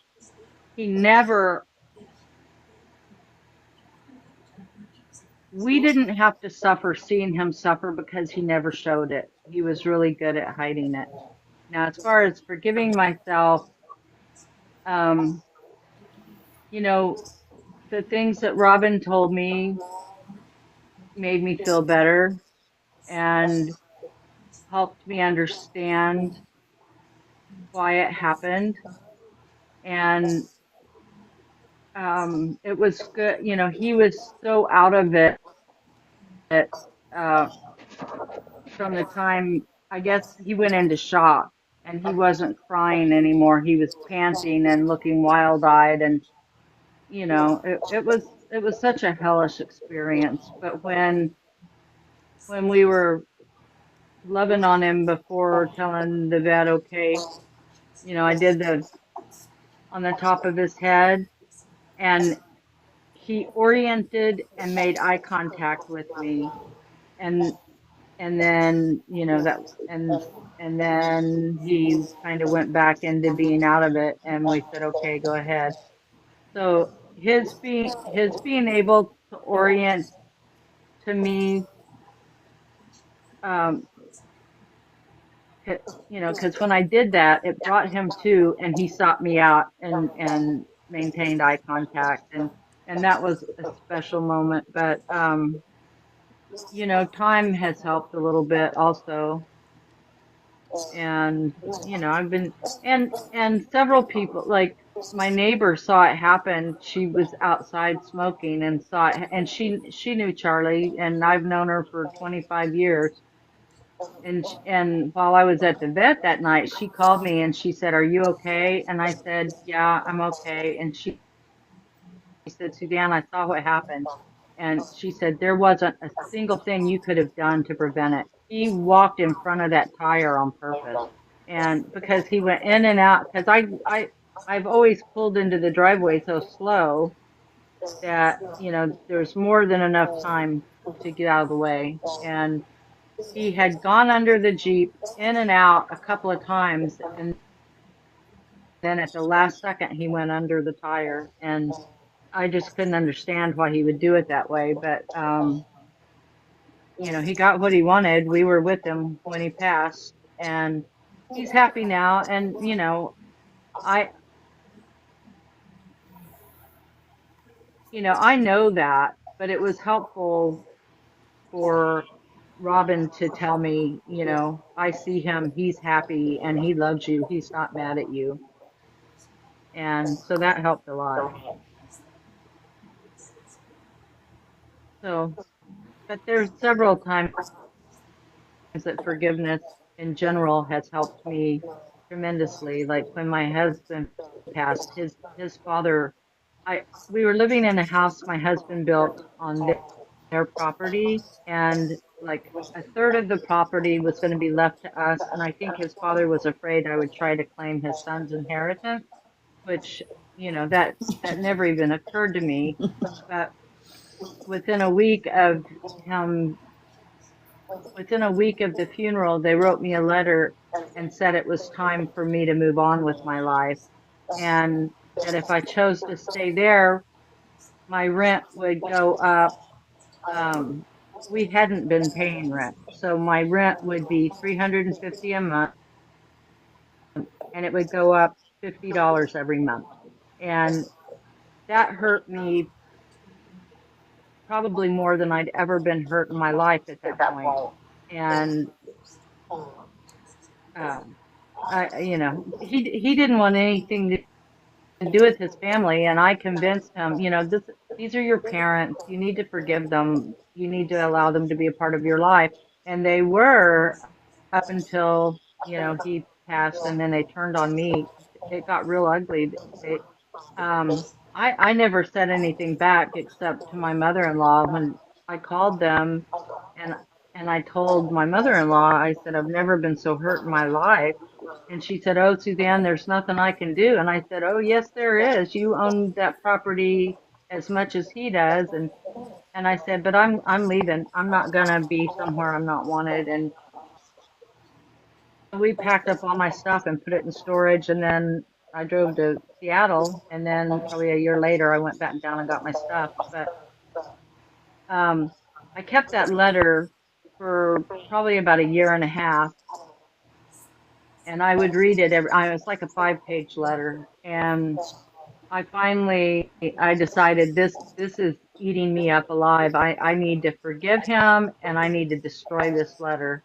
And so I got rid of it, and I chose to forgive him and her. And that was real helpful to me. And destroying that letter was probably one of the best things I ever did. So I'll stop there. I just think that how you were going over that letter, I understand that, and I've totally been there. I was always looking for something in that letter to place whatever they were saying to be true inside of me. And you got to the point where you realized that's not your truth, and you got rid of it. So I'm so grateful that you discovered that and got rid of it. Keeping things like that around, it keeps that energy around. I took taking care of their son. If you're talking, you're cutting out, babe. I think my connection's gone back. Yeah, it's cutting out. Well, we heard the rest of it, though. And it was really good.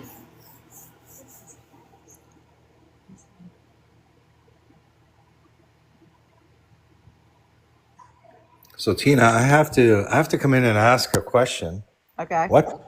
What is this 0.1 frequency you're talking about? It's the heart-brain coherence.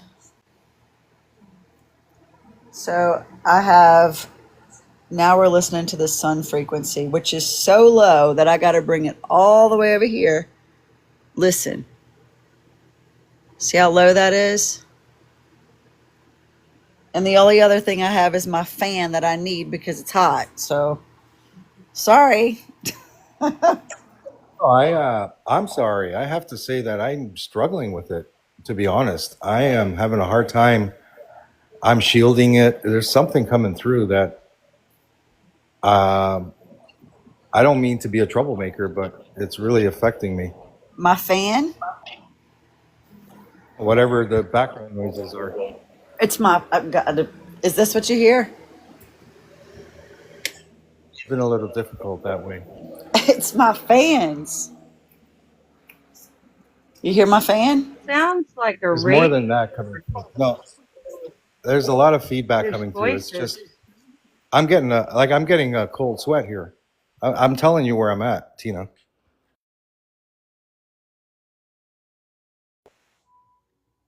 Do you hear anything there? That's better.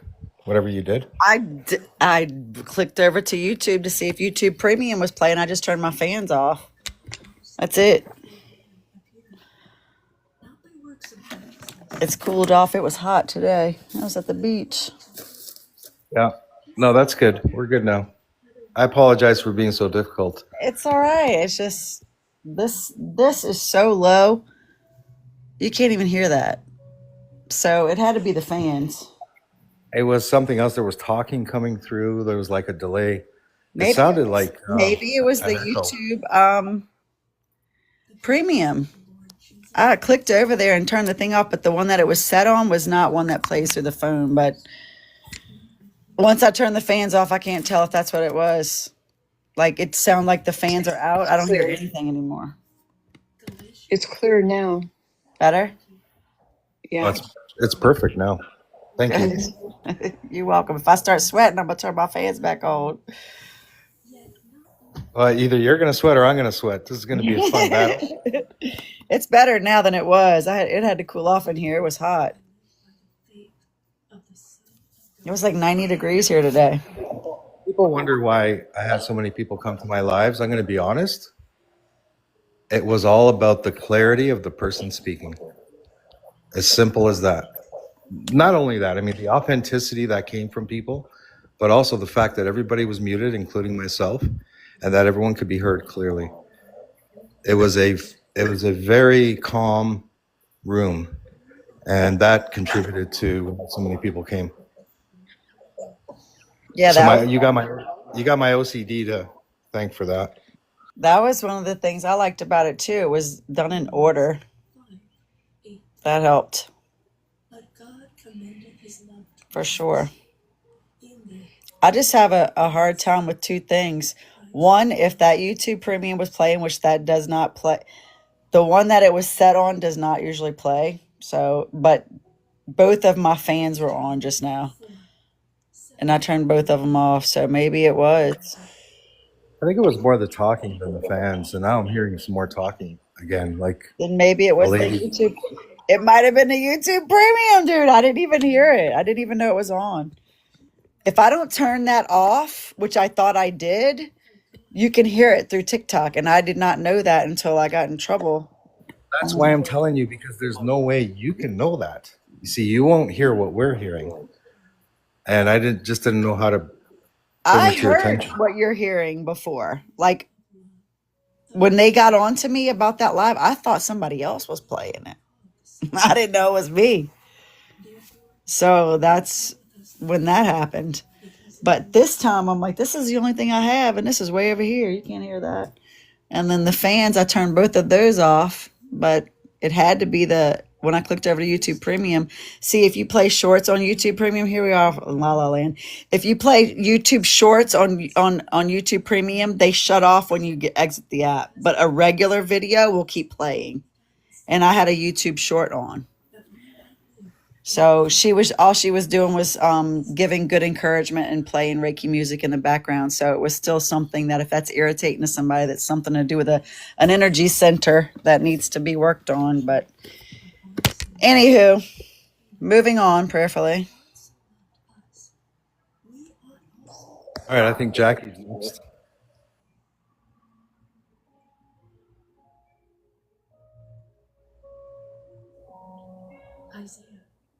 Hi. So I just heard Isaiah. I heard the word Isaiah. So you're listening to something, or is it a second live coming through? No, this. No. Hold on. Well, who am I to ask the host to mute their mic? But I think that would solve it. Hearing voices again before Jackie turned off her mic. Unmuted. I tell you now. No, this right here.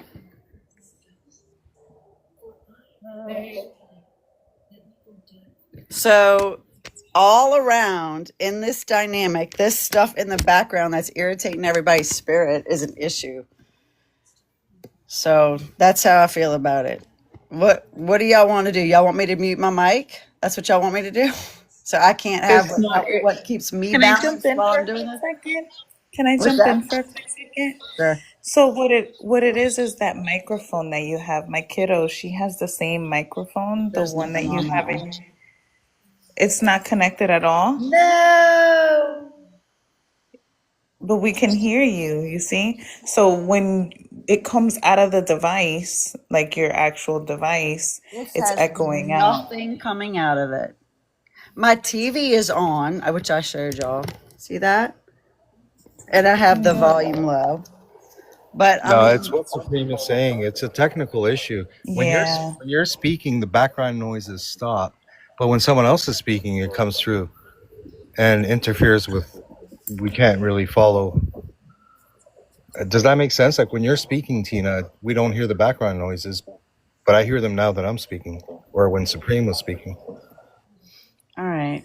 Well, I am overwhelmed from this right now, and I think it's Oh, best if we all honey. just go home and enjoy our night at our house so they can be cozy. Aw. Because this is how But I have when to you survive spoken, this. In order to listen to everybody talk, I have to have what makes me be able to get through it. And so this is what I have playing in my background. But I see it really bothers the soul's journey. And so I think that what she maybe she'll open alive and can have a better reception of the background noises or whatever. Tina, I just want to It thank you has been for. an issue lately, and it's Yeah, just one thing that is. I just want to say thank you, Tina, for having me. Yeah, thank you Yeah, for being here. me Oh, too. Tina, it was so great. I'm sorry that you're feeling like that. No, I it's don't all want you right. to feel This is upset or just one anything. way that I know when what I am listening to that calms somebody that's been through hell and back, and it bothers Hmm. other people. That It's not is bothering my me.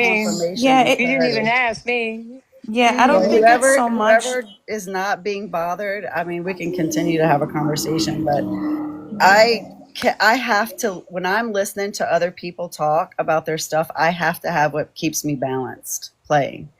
And so I Right. feel like if people are listening and and what I'm listening to in the background resonates with them, that's how I know.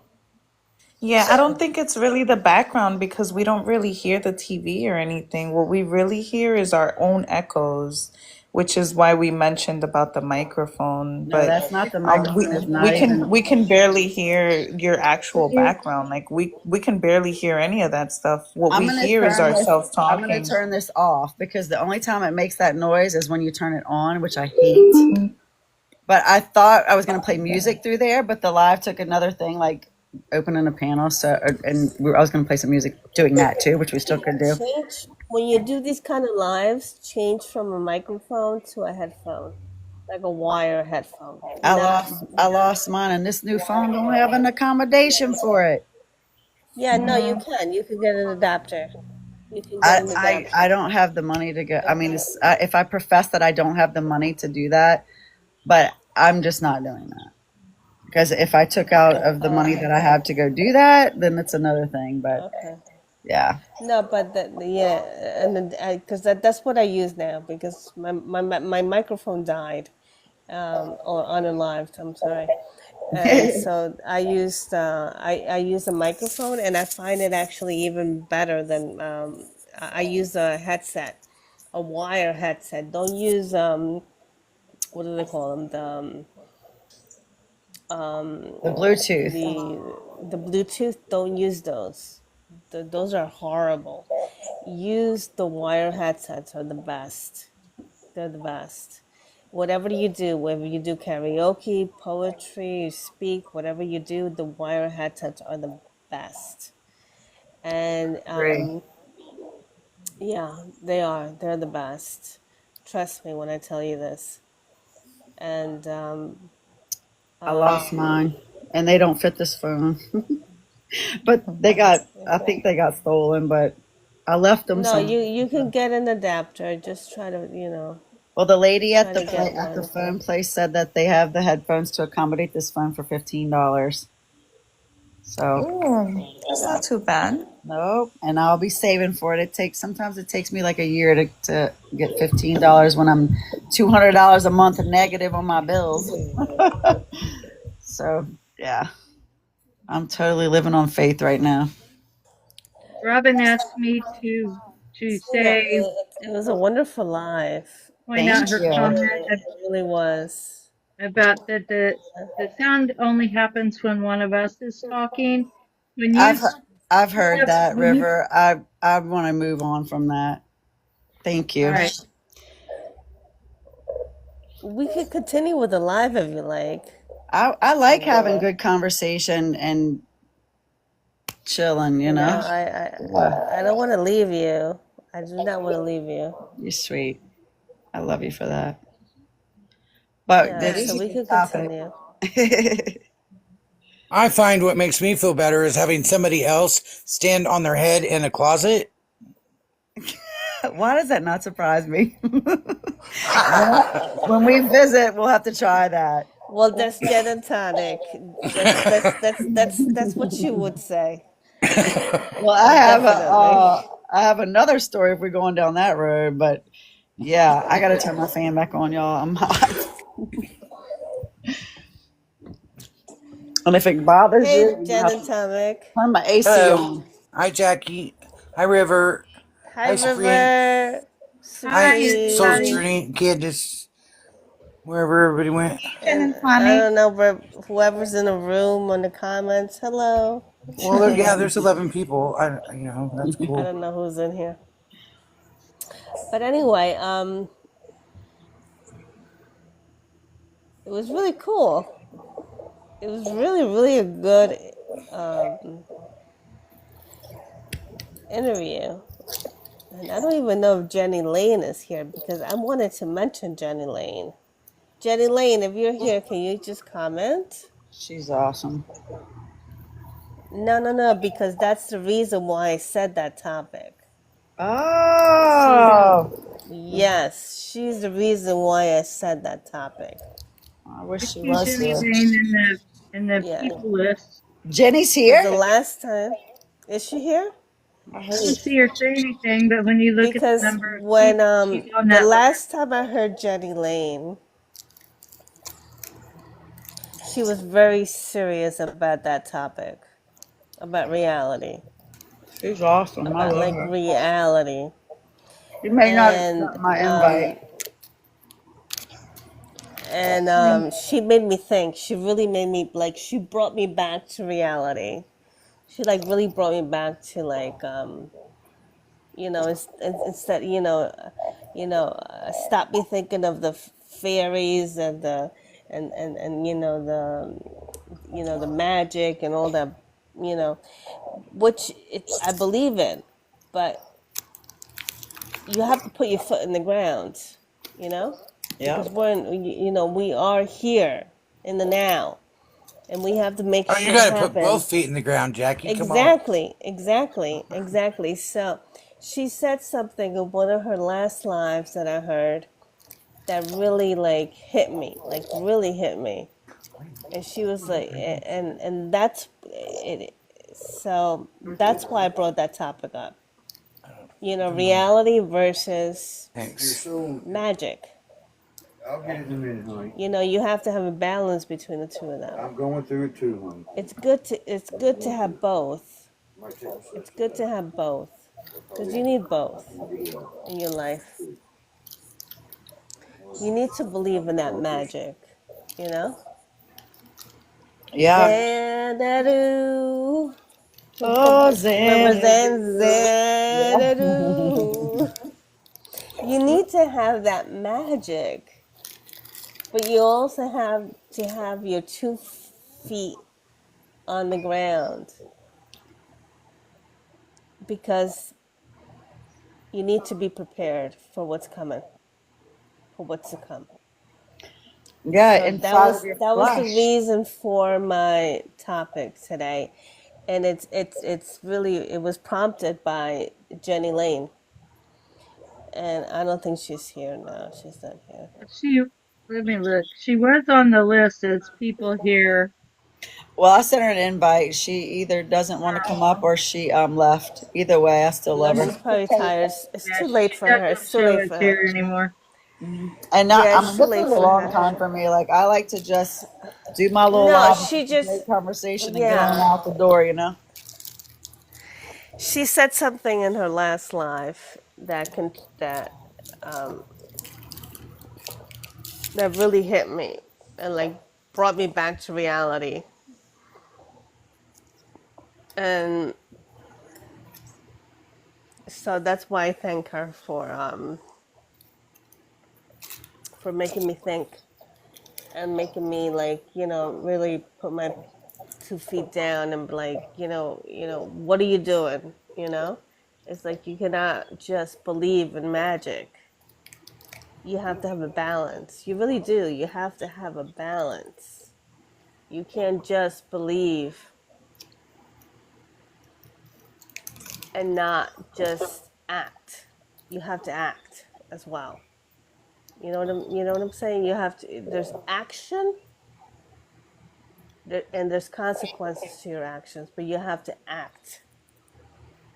You can't just um, manifest. You can manifest, yes. You can manifest all you want. You can manifest all day. You can manifest. You can't You go can anywhere if you don't move your feet. exactly. That's my point. That was the whole point of me saying reality versus magic. Yeah. I like it.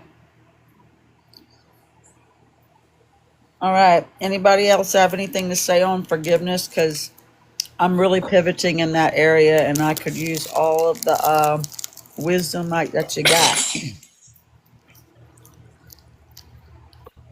Well, it's not good to Jen, be hang on one vengeful. second. Let me tell River something. River, I love you, and whatever you got to do to be continued, no matter what. I love you too. Like if I Hi, comment, Josh. start to comment, it takes over my whole screen and I can't get out. So It's okay. I need to I need to do I love something you to no try matter to. what. Do I what you love got you to do, too. babe. I love all you guys. It's so nice to see everybody in one place. I mean, not everybody, but it's nice to see all of y'all. Okay, Yeah. River, I love you. You're great. I love y'all too. All right. Talk soon, babe. You want to come up, Josh? He's. Anyways, what was I saying? Yeah, Oh, what was about. you saying? Okay, so, it's not good to be vengeful. You know, um, Sometimes I have a hard enough time when I think bad thoughts. I would never act them out, but thinking them gets me upset that I even thought them, even though it's human nature, right? I agree with you. So, so to be unforgiving, whether it's of yourself or of another person, it's you remaining and being vengeful. It's you, feeling like there's payback due if you're not forgiving. Just because you're forgiving doesn't mean that you have to have those people in your life, and you're not forgiving them for them. You're letting go of that, that vengefulness, that payback, that what else is it called? When you hang on to shit forever, the grudges. What else is it called? Not regret, I'm huh? looking for that I don't word. regret. Resentment. Yes, Gotta be it. Yeah. yes, yeah. And without forgiveness, that's all you have is resentments and vengefulness, I think. So, it's it's about maturity. It's about, you know, where you're at with your emotional and intellectual maturity. Because just because your age is 2 digits doesn't doesn't mean that you're the 2 digits that your age is. You know what I mean?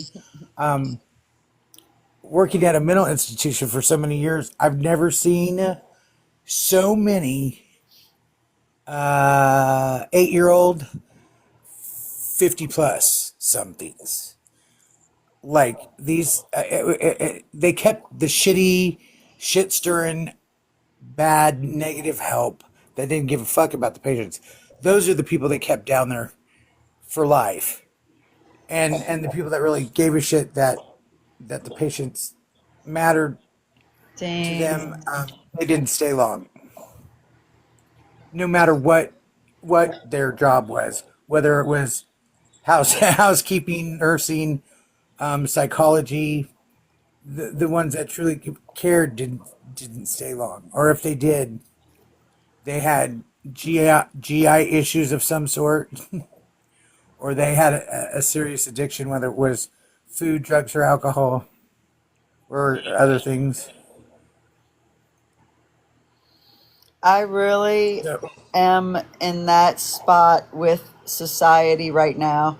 Like, I knew that that was in existence before. And whenever everything went crazy and I realized I was a prisoner in my own self, I created a prison in my own self. And then I yep. realized the levels of prisons that are there. This is the breaking free part, too, by the way.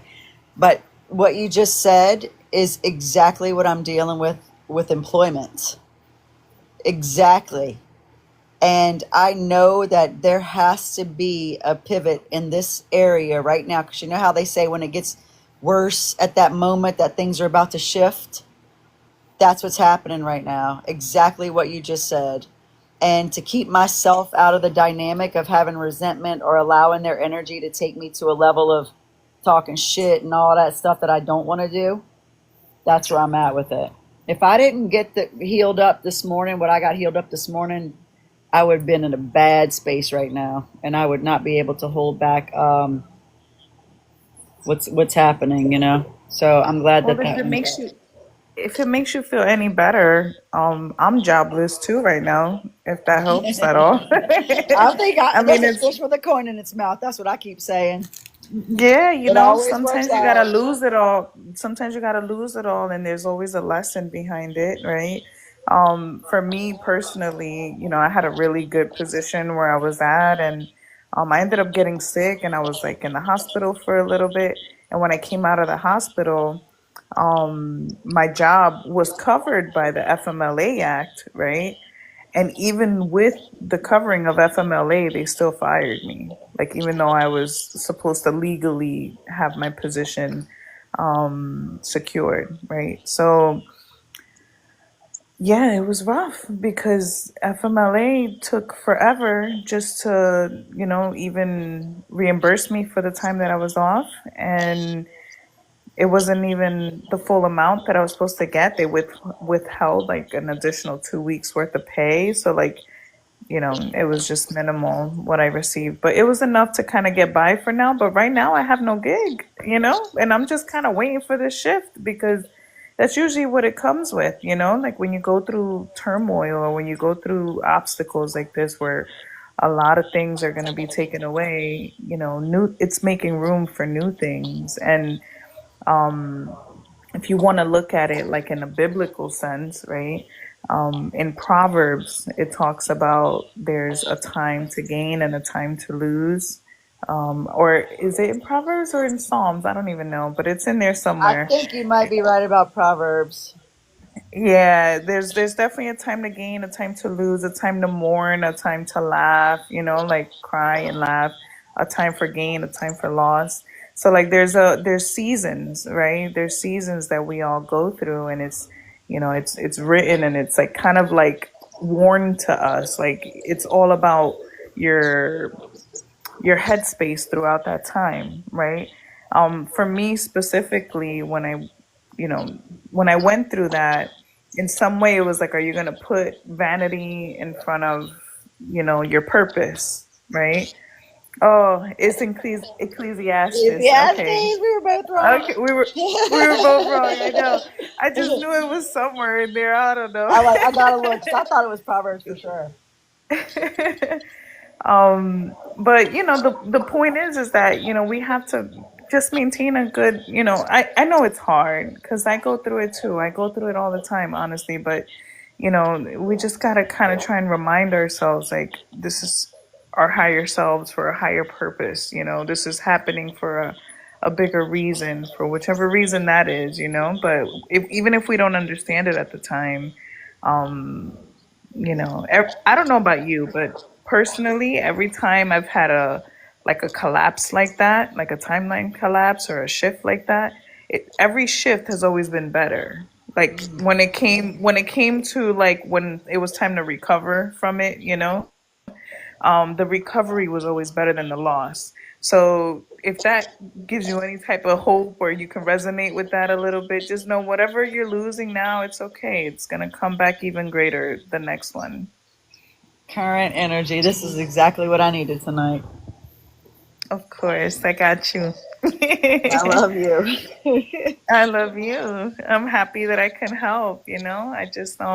I know what it's like. I've been through it my whole life, you know. And it's not easy, and especially when you're going through it alone. I mean, I don't know if you live alone or if you have, you know, like a spouse, but like me, I'm a single mom, so it's not easy. It's not easy when you have to do it all by yourself, and now you're trying to figure out where you know, where you're gonna get your next rent money from or something like that, you know. So it's it's a struggle, but just hang tight, hang tight. Things are about to get better. My baby called last Saturday and Yeah. asked me to come get her, and I had a complete like I had $200 to go toward my rent in the bank, and it takes more than that to get to Louisiana in 15 hours and back. And by the time I Wow. got to break down the kennel to take because I got my other daughter's dog, she called and said he apologized. It's one of those, okay. And she really wants to finish school there. So Oh, man. yeah, so come Monday, she didn't make it to school, and I had them do a well check on her because they're at a hotel, you know, shit like that. So Yeah. so you can see I'm lost in the trauma. That's okay. It's okay. We So all go through it, you know. It's good to let it out sometimes, you know. And I don't know if you've been doing any grounding, but I'm good. um Yeah. sometimes it's good to ground. I mean, some people don't like to do it because a lot of people are afraid of the dark, but sometimes it's good to ground at night. Not so much towards the moon energy, but more so towards like the stars energy, you know, like our ancestors and all those that are up there watching, right? And like just release all that, you know, whatever's holding you in that chakra, like just release it into the ground, just push it into the ground. Or transmute it all the way up and let it out. You know, even if you gotta cry it out, it's good to do that too. That's what I've Tina, been. can I ask you one question? Yep.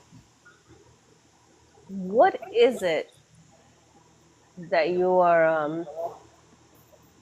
what is it that triggered you to ask about the topic of forgiveness? Because What was it? because No, it wasn't about your job.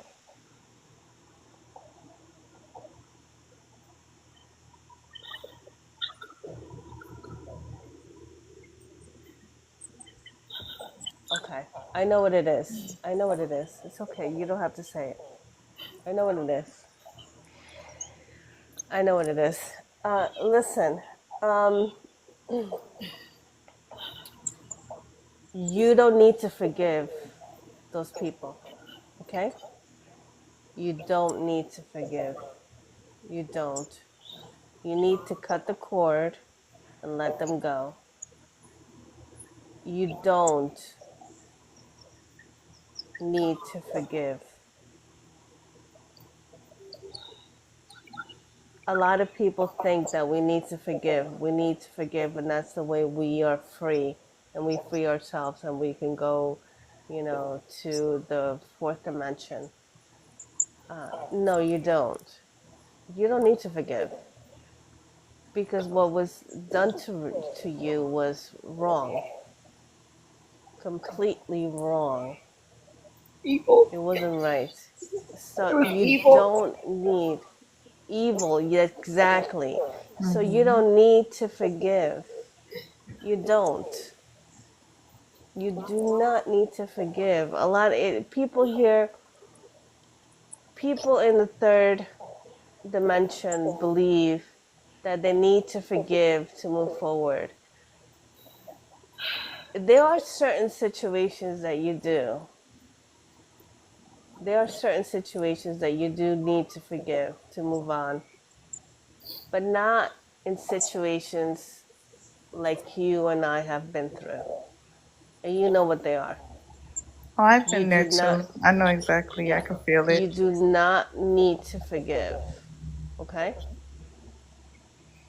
what I can tell you though, So, is you can also l- try and find a way. Something that helps me is try and find a way to not give it any more energy, meaning not think about it as much, or yes, yes. let it consume you Let it in a go. way. No, you have to let it go. You have to let it go. Cut the I, cord.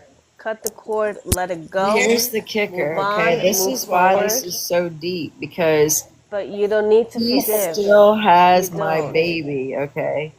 And when her nervous system was brought down, her mother's gone and they're abusing her and she's 8 and she's the most perfect human being and she's looking around and it doesn't and she gets to a place in her nervous system where it's she used to wouldn't hurt a fly and then she's got a snake that she feeds live rats. So she literally had a fly, and I'm like, it's a fly.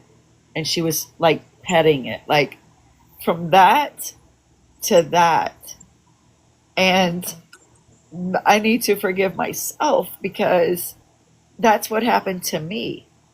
What he did and allowed to happen to her is what happened to me, why I lost being able to take care of my baby because I lost it.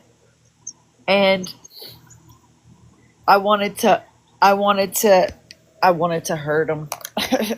I wanted to, the desire, the overwhelming desire to eliminate evil from the planet was so overwhelming that I short circuited.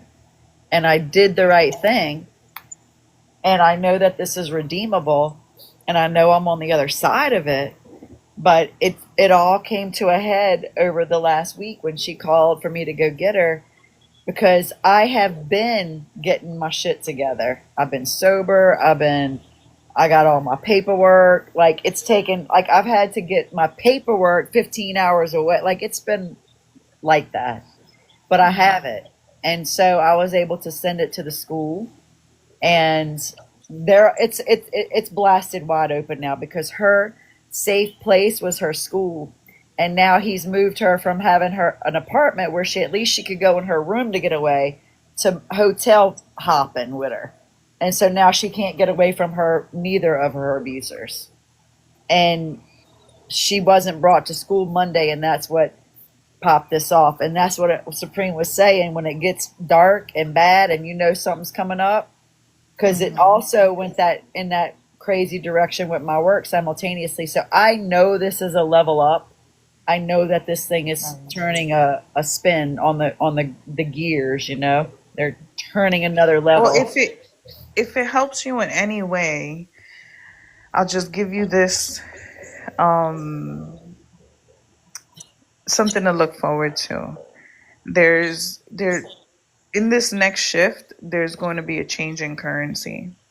So the money that we see today is going to pretty much not even be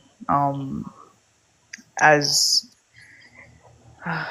I can't really talk about it too much, but the point is that it's going to change, and it's going to change for the better. And the people that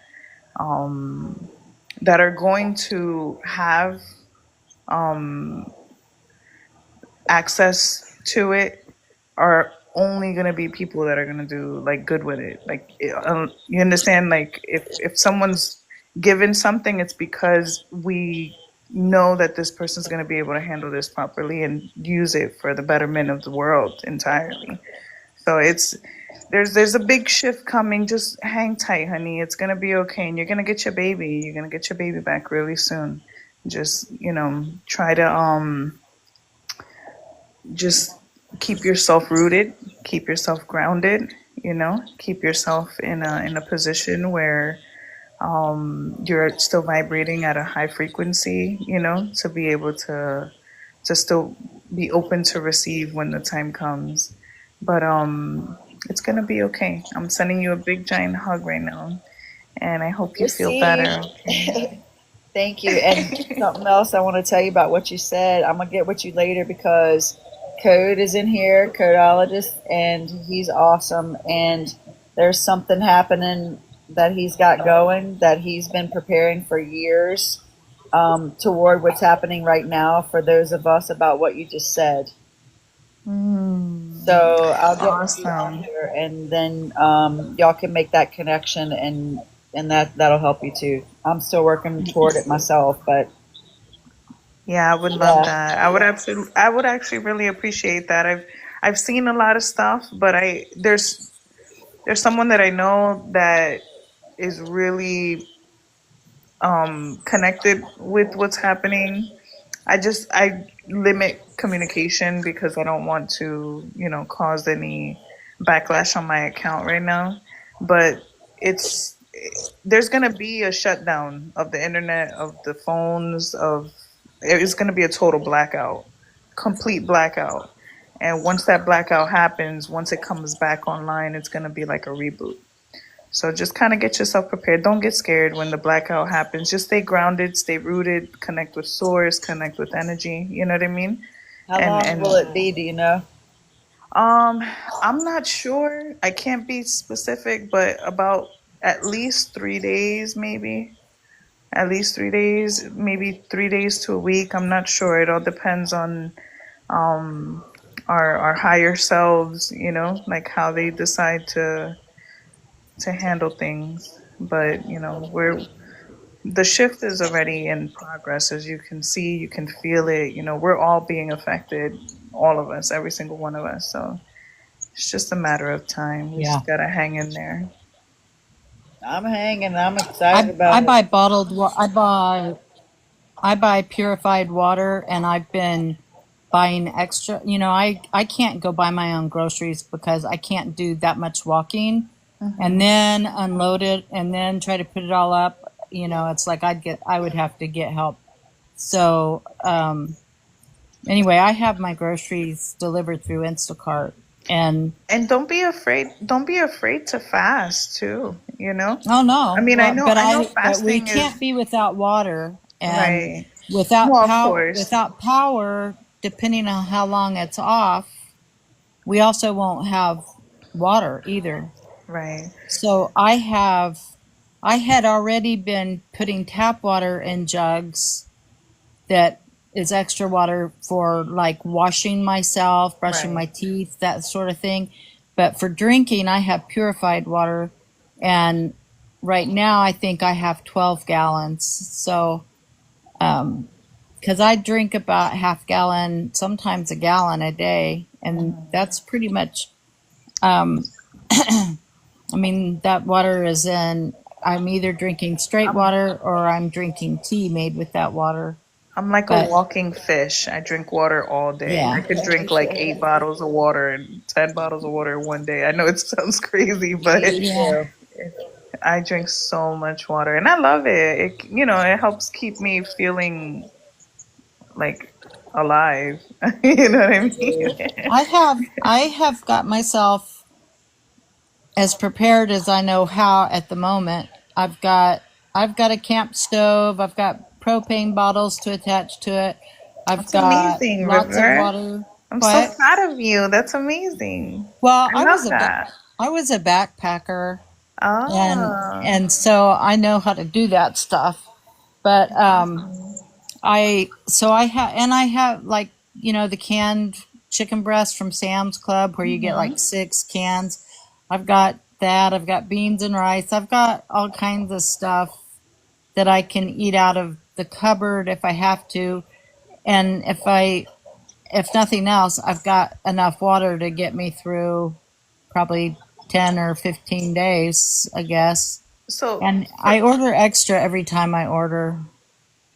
That's good. Yeah, that's definitely good. I just want to say real quick though, like, spiritually, as a spiritual cleanse, at least for now, until like the shift is complete, I recommend, I mean, it's optional, very optional, but I recommend laying off, like any dark meat. So like beef, especially beef, number one beef, and also pork. I know some people are meat eaters here, which is fine, but that's why I said it's optional. But beef or cows are actually like when you eat beef, there's like a whole thing behind it, but it's almost like it's like a sacrificial type of thing. And it also instills fear, is what I'm trying to get at. So spiritually, subconsciously, without you even knowing it, fear of certain things. So you guys could look it up later. I don't want I to like agree with talk too you. much about it. I don't No, want to talk I too much about it totally on your agree with live because I you. don't want to like flag you up or anything. But my account is already like I don't even know how much longer I'm gonna have it, to be honest. Because every time I post something or anything, they start like trying to shut my account down. I have to go through all these verification things, and my phone is being tapped into. Like, there's so much going on my end.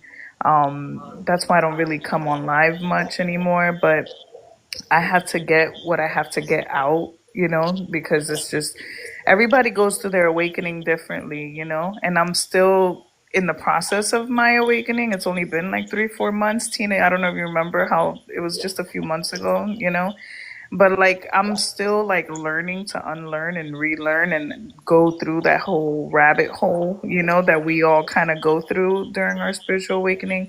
The only difference is that I'm trying to in some way like visualize or like post like my experience, like what I'm like the things that I'm experiencing, or visualizing when I'm meditating or connecting with source. So that's the only thing that's different, but apparently TikTok doesn't like it. So I I just got to be mindful. So if this account gets whatever, I don't even want to say it, but if it does, I'll I'm I'll sending you my probably. information. Okay, I'm yeah, gonna yeah, you send you can my definitely information do when we that. get done with this. They tried to actually reset my entire phone, like reset it, erase everything out of my gallery, like everything, because some of the stuff I have obviously would affect them in a way that they wouldn't like. But I have like 6 different email accounts. I have multiple phones. I have everything backed up online, offline. Like there's no way that they can.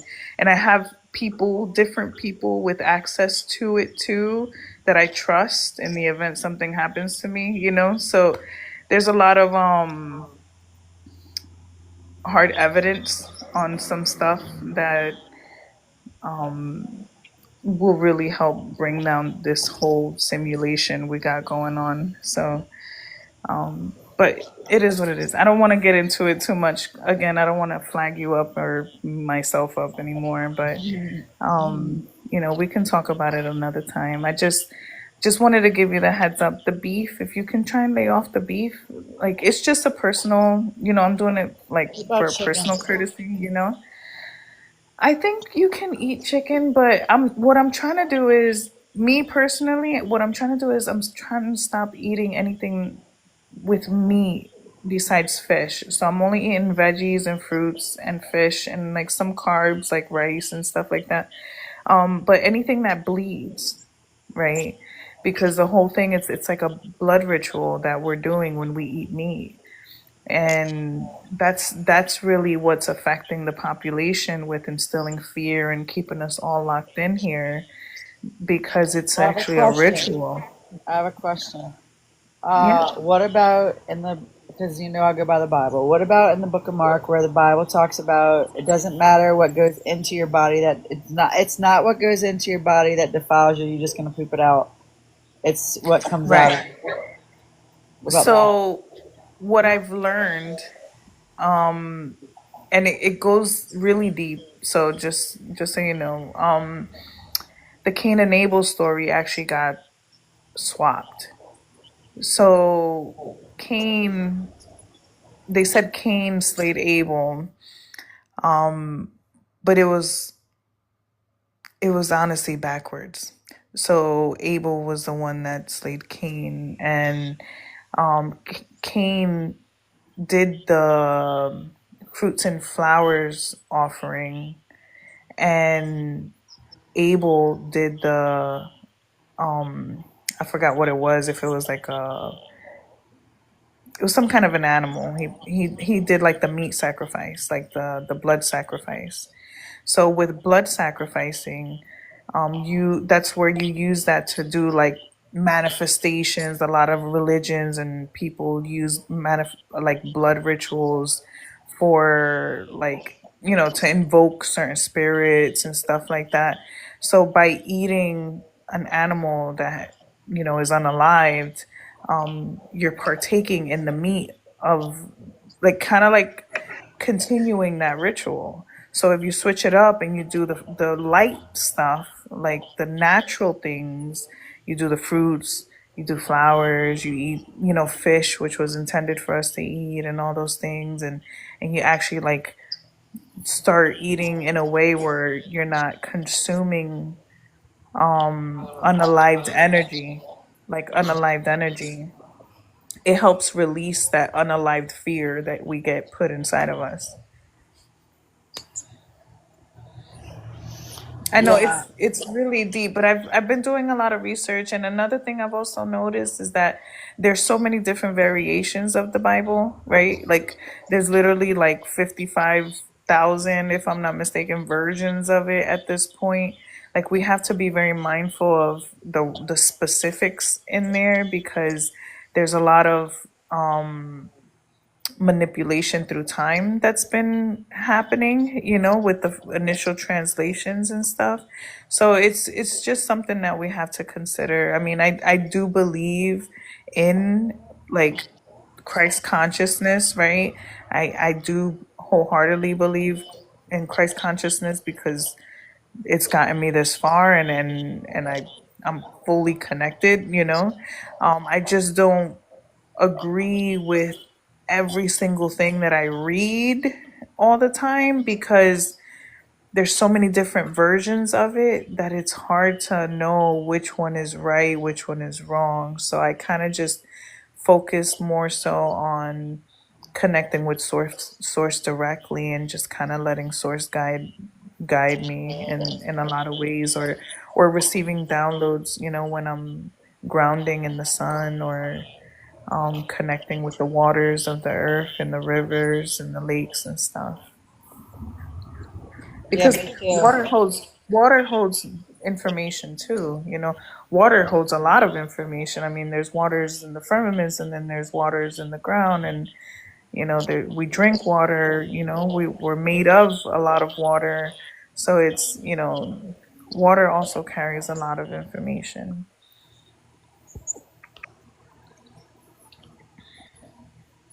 I keep reminding myself to that I'm like water, like that my internal is like water. So when the fire and the pressure comes from the energies that I have to not put a thought to anymore, Mm-hmm. I remind myself that I'm water, and I pretend like I'm feeling it flow. Like, Oh, that's awesome. yeah, that's what I do. And I go around water and I drink a lot of water. But I'm also adding, because I do all kind of stuff. But one time I had so many jugs of water, and then I got it down to like 3 now.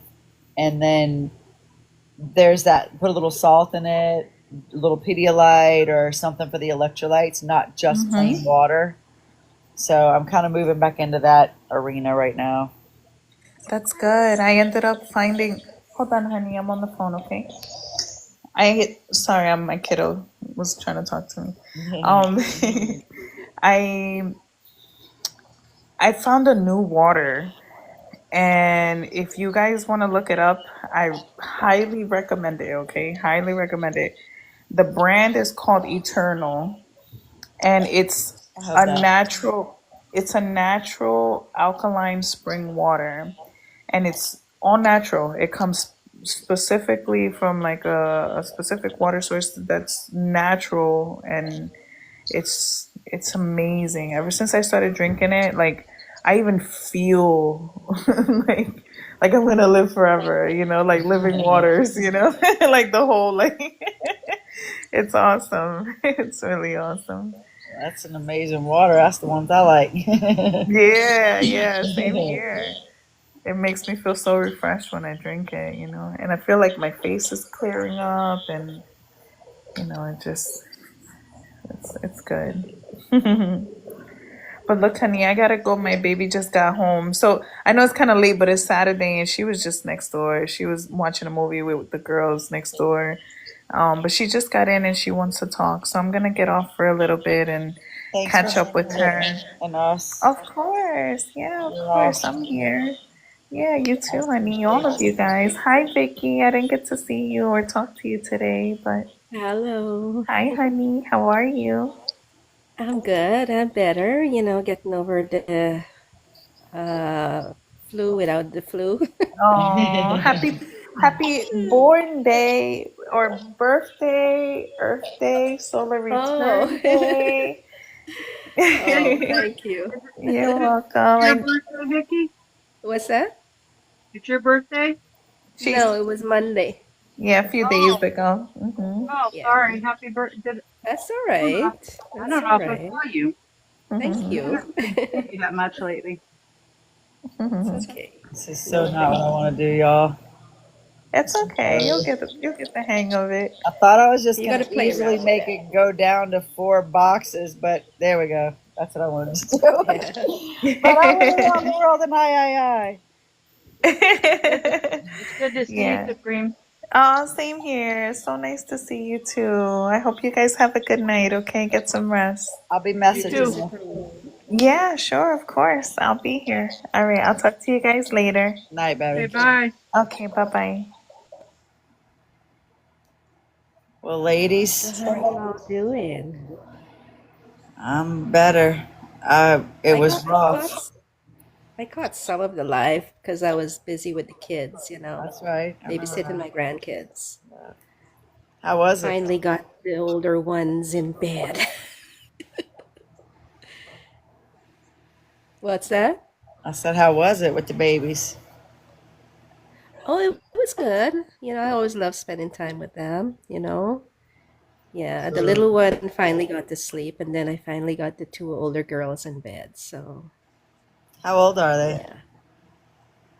The little one is 5. Oh, The two older girls are 8 and 9. oh, They're that's cousins. so great ages. Yeah. They love them. What do they call you, Mama? Well, two of them, the boy and the 8-year-old, are brother and sister, Uh, and they call me Grammy. oh, And the older one called me Gaga. oh, Grammy and Gaga. I love it. My I'm just, grandmother I'm name is just, Memmy. me too. I'm Mimi. Really? I'm Memmy. Are you Oh, M-I? Mimi. I'm Memmy. MI. Yeah. It's epic. Well, yeah, Vicky. I don't know. After tonight, I might reconsider doing Saturday Night Live Yeah, why? Did I miss because, something? yeah, it's been going on for a while, but it's a good way to test things out, like to find out. But I don't need to do that. Mm-hmm. This has been going on for a while, and it's just something that I don't know what's about to happen with my job, with my daughter. And although I enjoy it, and there are people that I have lined up that, because I'm kind of booked through November, Mm-hmm. uh, I just don't like, I'll be honest with you, I don't like certain people. I Mm-hmm. don't like the falsity of certain things that certain people represent. And I don't like energy that tries to take me over, where I feel like Yeah, I I hear you. don't like that. And I'm I hear you. easygoing. I'm chill. I like everybody. I just don't like. You don't I have to guess be I'm. around certain people. If I open live panels, though, I do. If Yeah, I let them, yeah, if I that's true. pretend like Yeah. they're not who they are, because I want to give them the benefit of the doubt, and then they do Mm-hmm. their thing, it turns into something that I don't want. And That's true. so I have to make a decision for myself. And because I do not have a problem with sticking it in and here it is. But I'm Yeah. trying to be different, you know? I'm trying to just let the universe take care of it. But Yes. if I have a panel and I open it up, besides who I'm interviewing and people that they know that they like, that want to come in and just do their thing, I feel like I don't want any part of that. And I have to I'm coming out of a place where I have to make my decisions based on what's best for me Yeah. in that dynamic. And I like the one-on-one. And when I open a Mm-hmm. panel, it usually ends up being one-on-one, or like we doing right now, which I love. Mm-hmm. But when it's a whole bunch of people and they just there for the whatever, and I can tell, like, I don't know Yep. why it's like I don't like, I'm raw and Mm-hmm. transparent because that's what taught me how to interpret, intuitive, and Mm-hmm. to know. It's just I've had to curb how I say things and what I say for a while until I get to another level, because there are people that need what I bring to the table. But when I come up against the people that think that they are what is needed at the table, I don't want them at my table. I understand that. So I'm Yeah. there. Yeah, I have seen that too. Yeah. Seen that. So I'm just really reevaluating, because I know that from the Mm-hmm. feedback that I get and what I'm doing with the people that I talk to and I put it on YouTube, that eventually, when this system goes a little bit more in the direction, if anyone needs what has been created for them to go here, they'll find it. Mm-hmm. Exactly. But I won't put that, once the panel opened from tonight, I will not put that on YouTube. I will only put the interview portion, because it Yeah. turns into No. some, you know, like, who gives a shit, you know? Excuse yourself. If you're not happy, excuse yourself.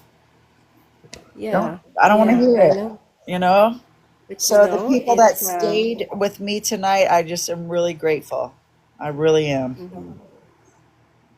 And there's some that don't see that they're doing things like that, right? Yeah. And but it's up to us to use our discernment as well. It's like for the last couple of weeks, I haven't really done a live. I don't think.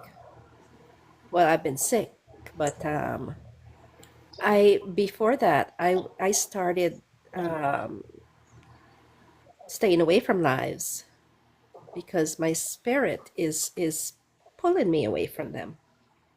A lot of lives, Same. and Yeah. and it's telling me you need to back off from these lives, right? Let it flow, you know. So yeah, and there's a reason for that.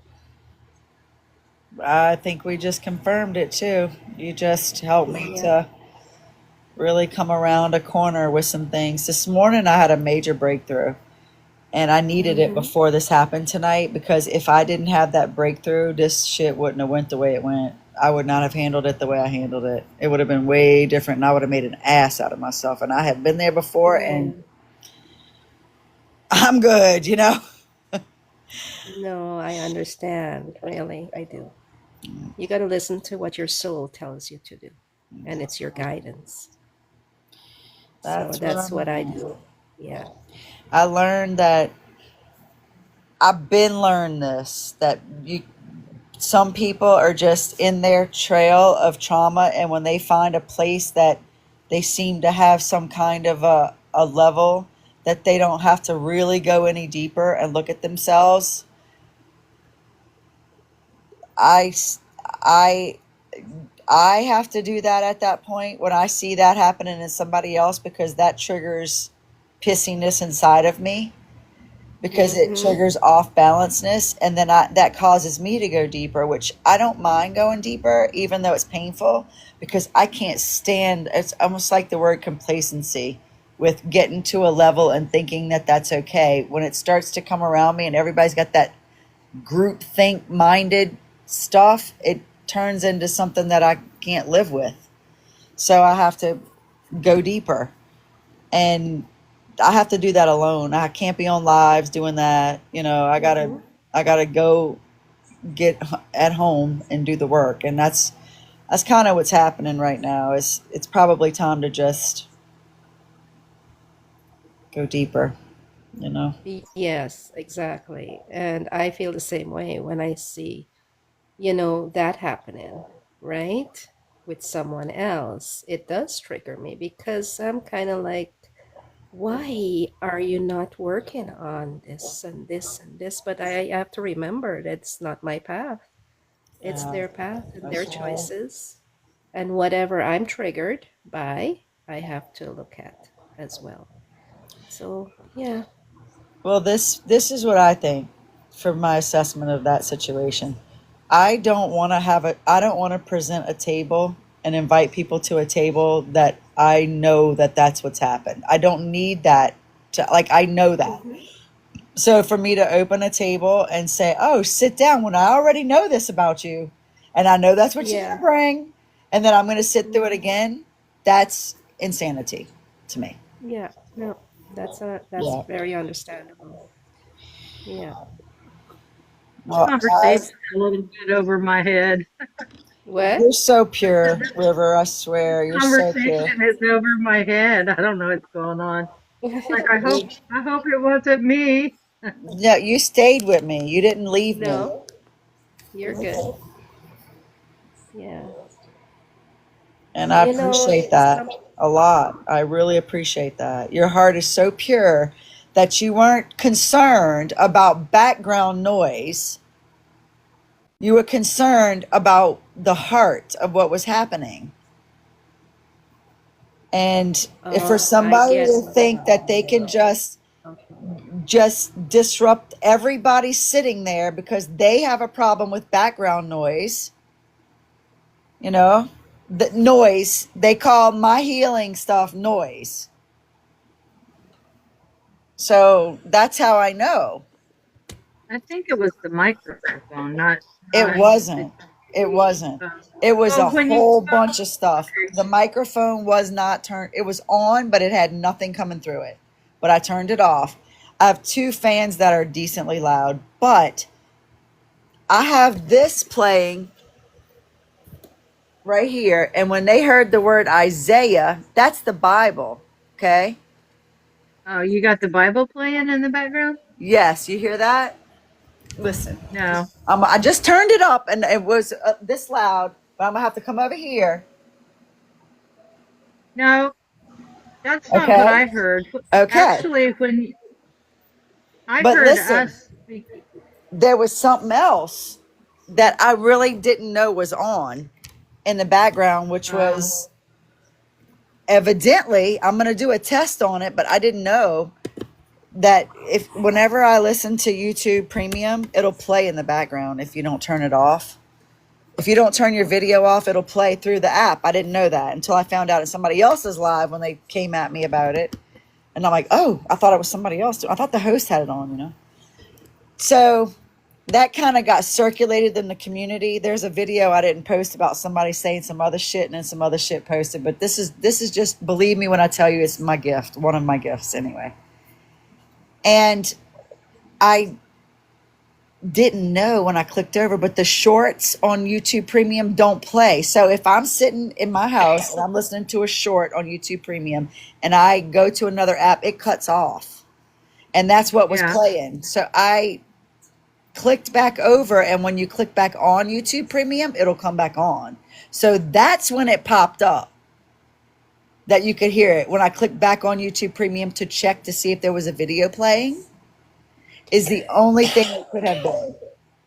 And it got said by somebody in the comments and somebody in the box, and then it just went from there. Instead of saying, I have a headache or whatever, I'm going to drop and not be here. Instead of disrupting every single person, wouldn't that make my headache worse to me? Like that type shit, you know? So if I open a panel, I bring that on myself. And that's what I don't want in my life. I am not in a position to open up a panel to have people who are professed leaders not have done the work, to where somebody that's doing the work is still being poked on and pecked on, and then that goes and gets talked about in the community. I don't give any rat, you know what I'm saying? Like that. So that's where I'm at. I think I'm gonna just, Let's transmute that energy. that's right. All right. So All my cables are all messed up. Where does this need to go? Okay. I spent a few days at my daughter's house. Well, I don't know what has happened. I spent some time at my daughter's house, and so I had to pack up, I took my phone and I took my laptop, and I vape, so I took my all my plugs and cords and all that stuff. And I got home, I got everything plugged back in where it normally goes. And I had, I guess, Thursday, I had several appointments. I had a cardiogram and I had physical therapy immediately after that. Then I had to get some blood drawn at another place. And then I had to go to the pharmacy. It's a lot for me to do all that, and plus I drive a lifted Jeep, and getting out of my, I can do it, but the more I have to do it, the more exhausted I get. I still don't have a lot of stamina, and my body hurts. The more I do, the more I hurt, especially after physical therapy. Hi, Pepsi. And so then I got home and my house was like 78 degrees, and I was like, oh, F word. And and then like my I didn't realize the power had been off until I plugged my phone. My phone was about dead. I plugged my phone in and it wouldn't charge. Oh, so that was that morning, or that when I woke up. I wake up late. So I also had to go to Best Buy after the grocery store where I get my prescriptions. And I get home and it's like some of my stuff works and some of it doesn't. The air conditioner wasn't working and I'm like, WTF? And then I saw the power had been off. So I called the air conditioning company. They came out. My motor was blown. My air conditioner is only 10 years old. And they said the motor was burned up. My microwave suddenly doesn't work. So I don't know when the power came on if there was a big surge. I don't have a house surge protector, and that's what he recommended, but I don't have the money to pay an electrician to come rewire my house and put a surge protector on it. So anyway, it's making me crazy. So I've got a thing that's working, but I don't have enough port. It doesn't have any ports on it. I have to plug in all the different things, and it's a big mess now. And so I have to go through 20 cables every time I want to plug something in. It's first world problems, I guess. Sound like Mercury is in retrograde at River's house. So, well, and I haven't been cooking. I haven't been cooking since my surgery, except for microwave and stuff. So then it's like, well, shit, I've got to turn on the oven. I have to cook with the oven or the stove because I can't just run out and buy a microwave right now. I mean, I guess I could. And my phone is full. I need a new phone, and it's like one thing after another right now, and I'm like, universe, what the hell are you doing to me? You When clearing was out I some bad? stuff. You clearing Why out do some I stuff. need to? God, That's a good thing. I'd That's what we were rather. talking about earlier with that upgrade. When everything gets like that, it's time to get rid of some stuff so you can upgrade some stuff. For sure. Well, Absolutely. like upgrade my microwave. There you go. There you go. No, microwaves are a lot more expensive than the last time I bought one. I'll tell you a story about my microwave. This is a real story. This is when I knew, this is when I told myself how important sobriety was. So in the beginning, I managed to stay sober a couple of days at a time. And so this was a span. I'm just throwing it out there just because I'm being generous. It might have been 6 months. Like, I was doing really good. I felt like I was doing really good. 6 months was my highest amount. And I was leaving a meeting and I felt really good because it was difficult for me to go to meetings because they're full of shit too. So anyway, um, there was a microwave on the side of the road and I needed one. I had given my brand new red microwave, the only thing I bought because I use my microwave for everything, to somebody who helped me move. So I was like, here, you can have my microwave. And that microwave is still on my counter. And I told myself when I found it, I was like, this is my gift for being sober for 6 months and how important it was. I'm like, if you can get this kind of a good gift for being sober for 6 months, just imagine if you're longer. November will be a year that I've been sober. And my daughter called me Saturday about coming to get her. So that's my microwave story and what it showed me about and what I likened it to with sobriety. I know Well, that's right. congratulations. Thank you. I'll give you an early congratulations. Thank you. My first congratulations. And you helped me get my Yeah, boxes right. I'm proud of anybody that gets over or gets through an addiction. You know, Yep.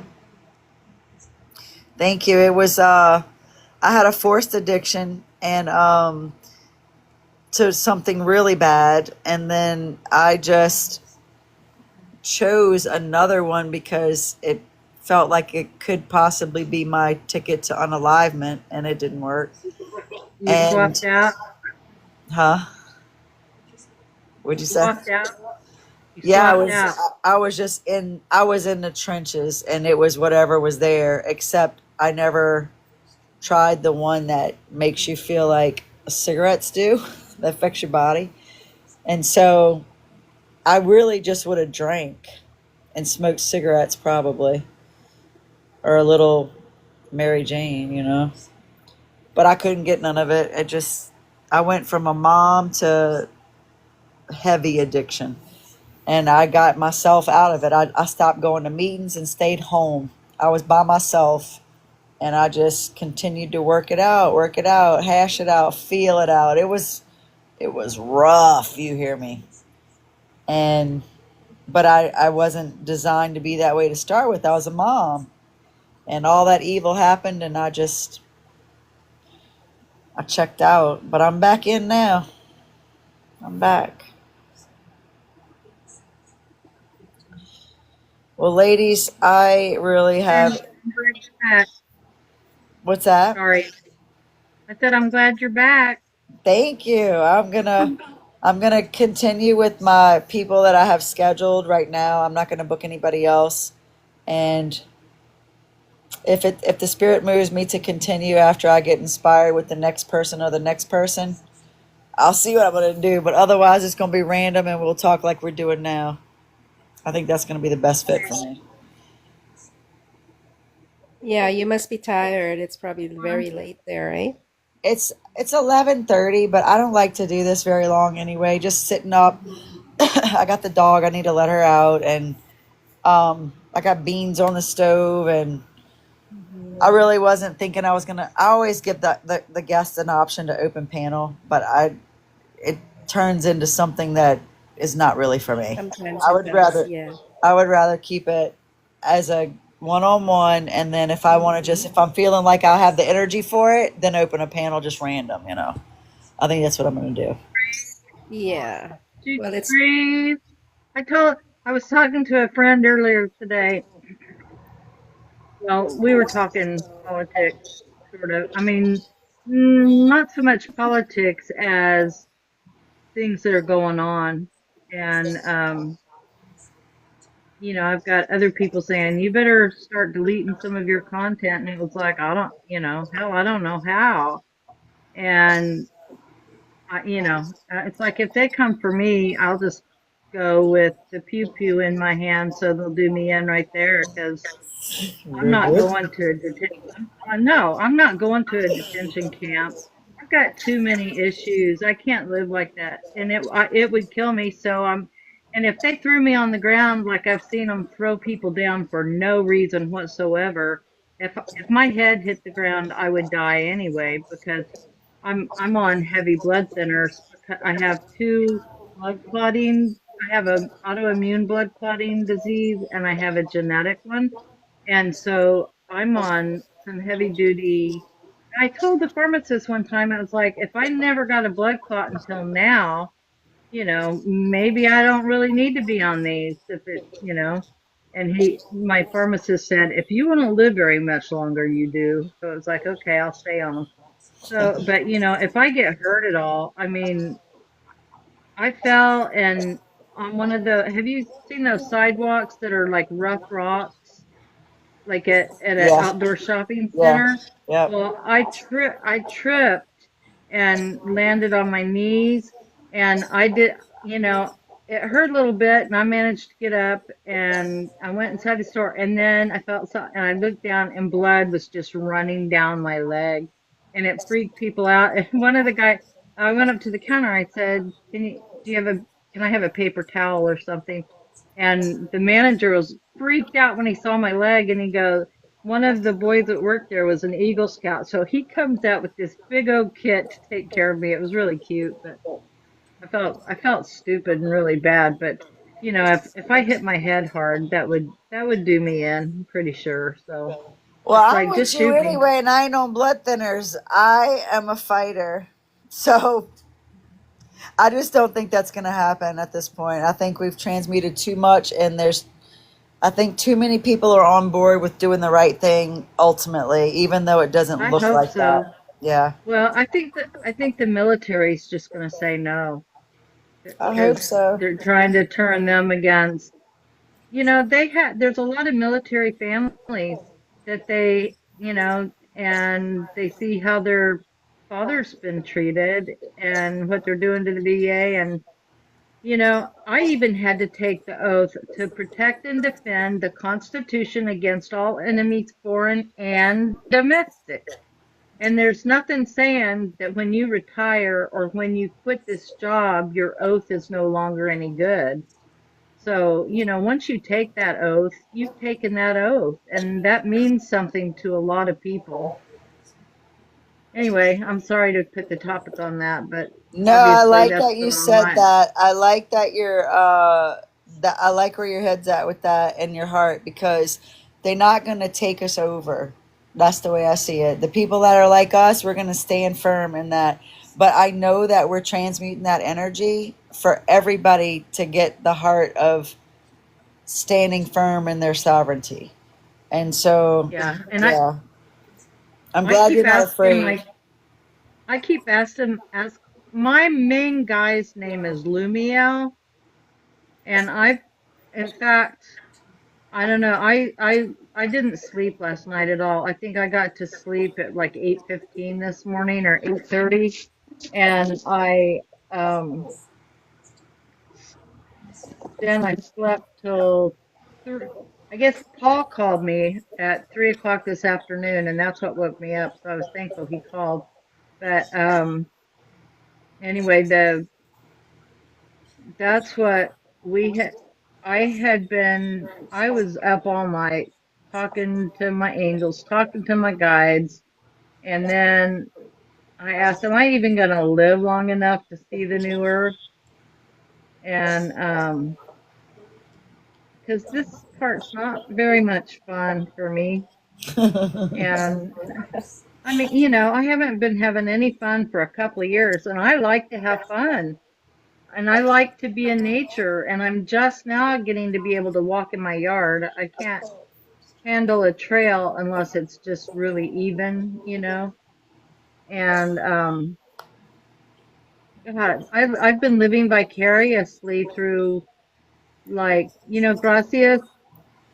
I Yeah. never can think of her. Tiamo. Okay. Yeah, Gracias Tiamo. I Yeah. love her content, and she lives in such a beautiful area. I love her lives when we're going for a walk through her woods to the water, and she's such a precious person. I love her dearly. And I like that. I'm glad she's doing that. That's the yeah, kind of lives I like.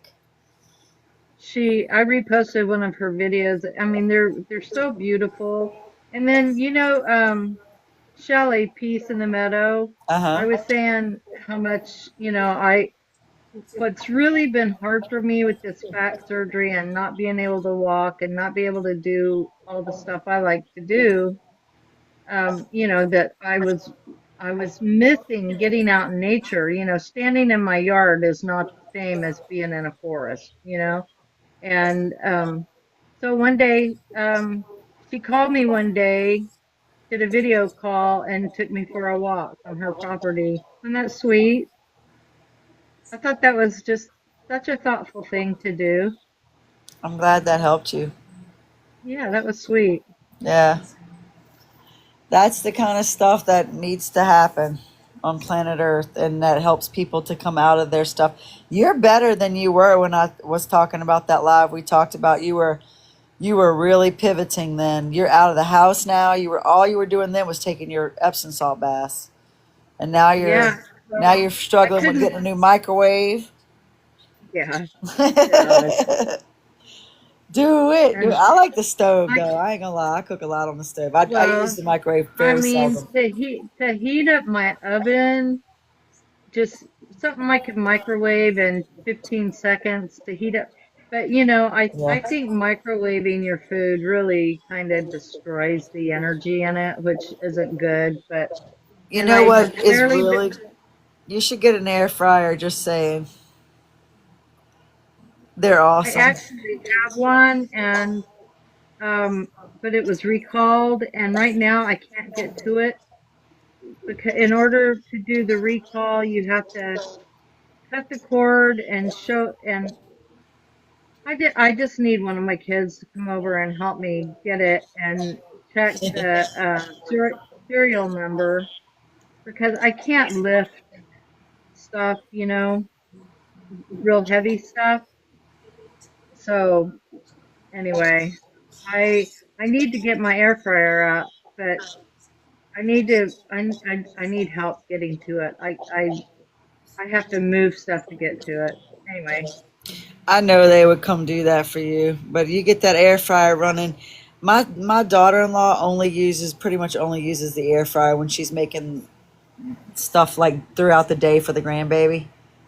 She cooks so much stuff in there. I'm like, you cook this in the air fryer, that in the air fryer. Like we have dinner oh in yeah, the air fryer. It's well, so good.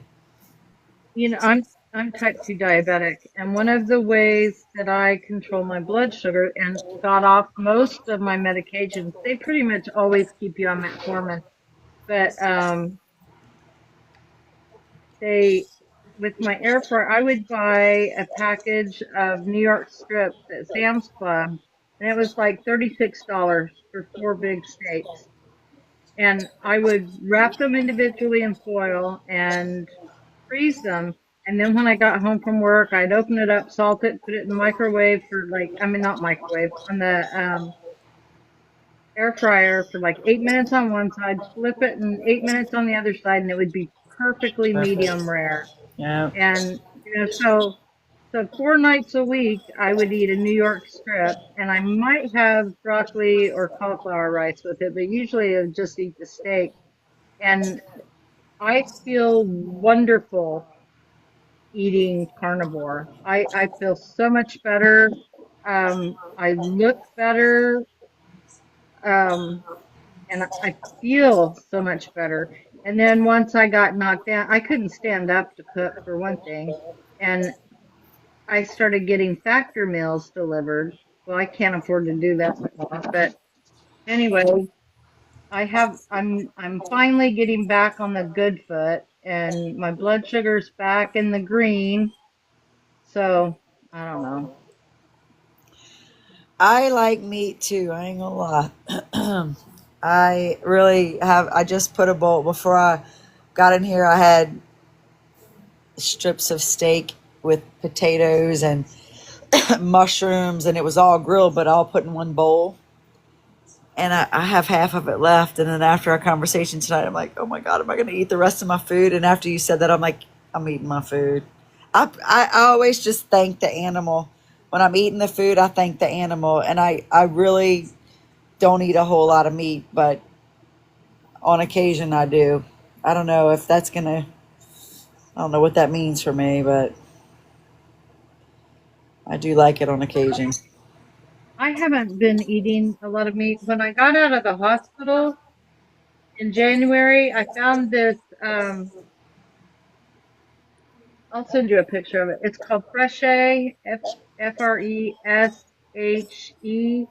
and it's tuna. It's a small tuna meal, and it's only like 110 calories, but it's also only 11 grams of protein.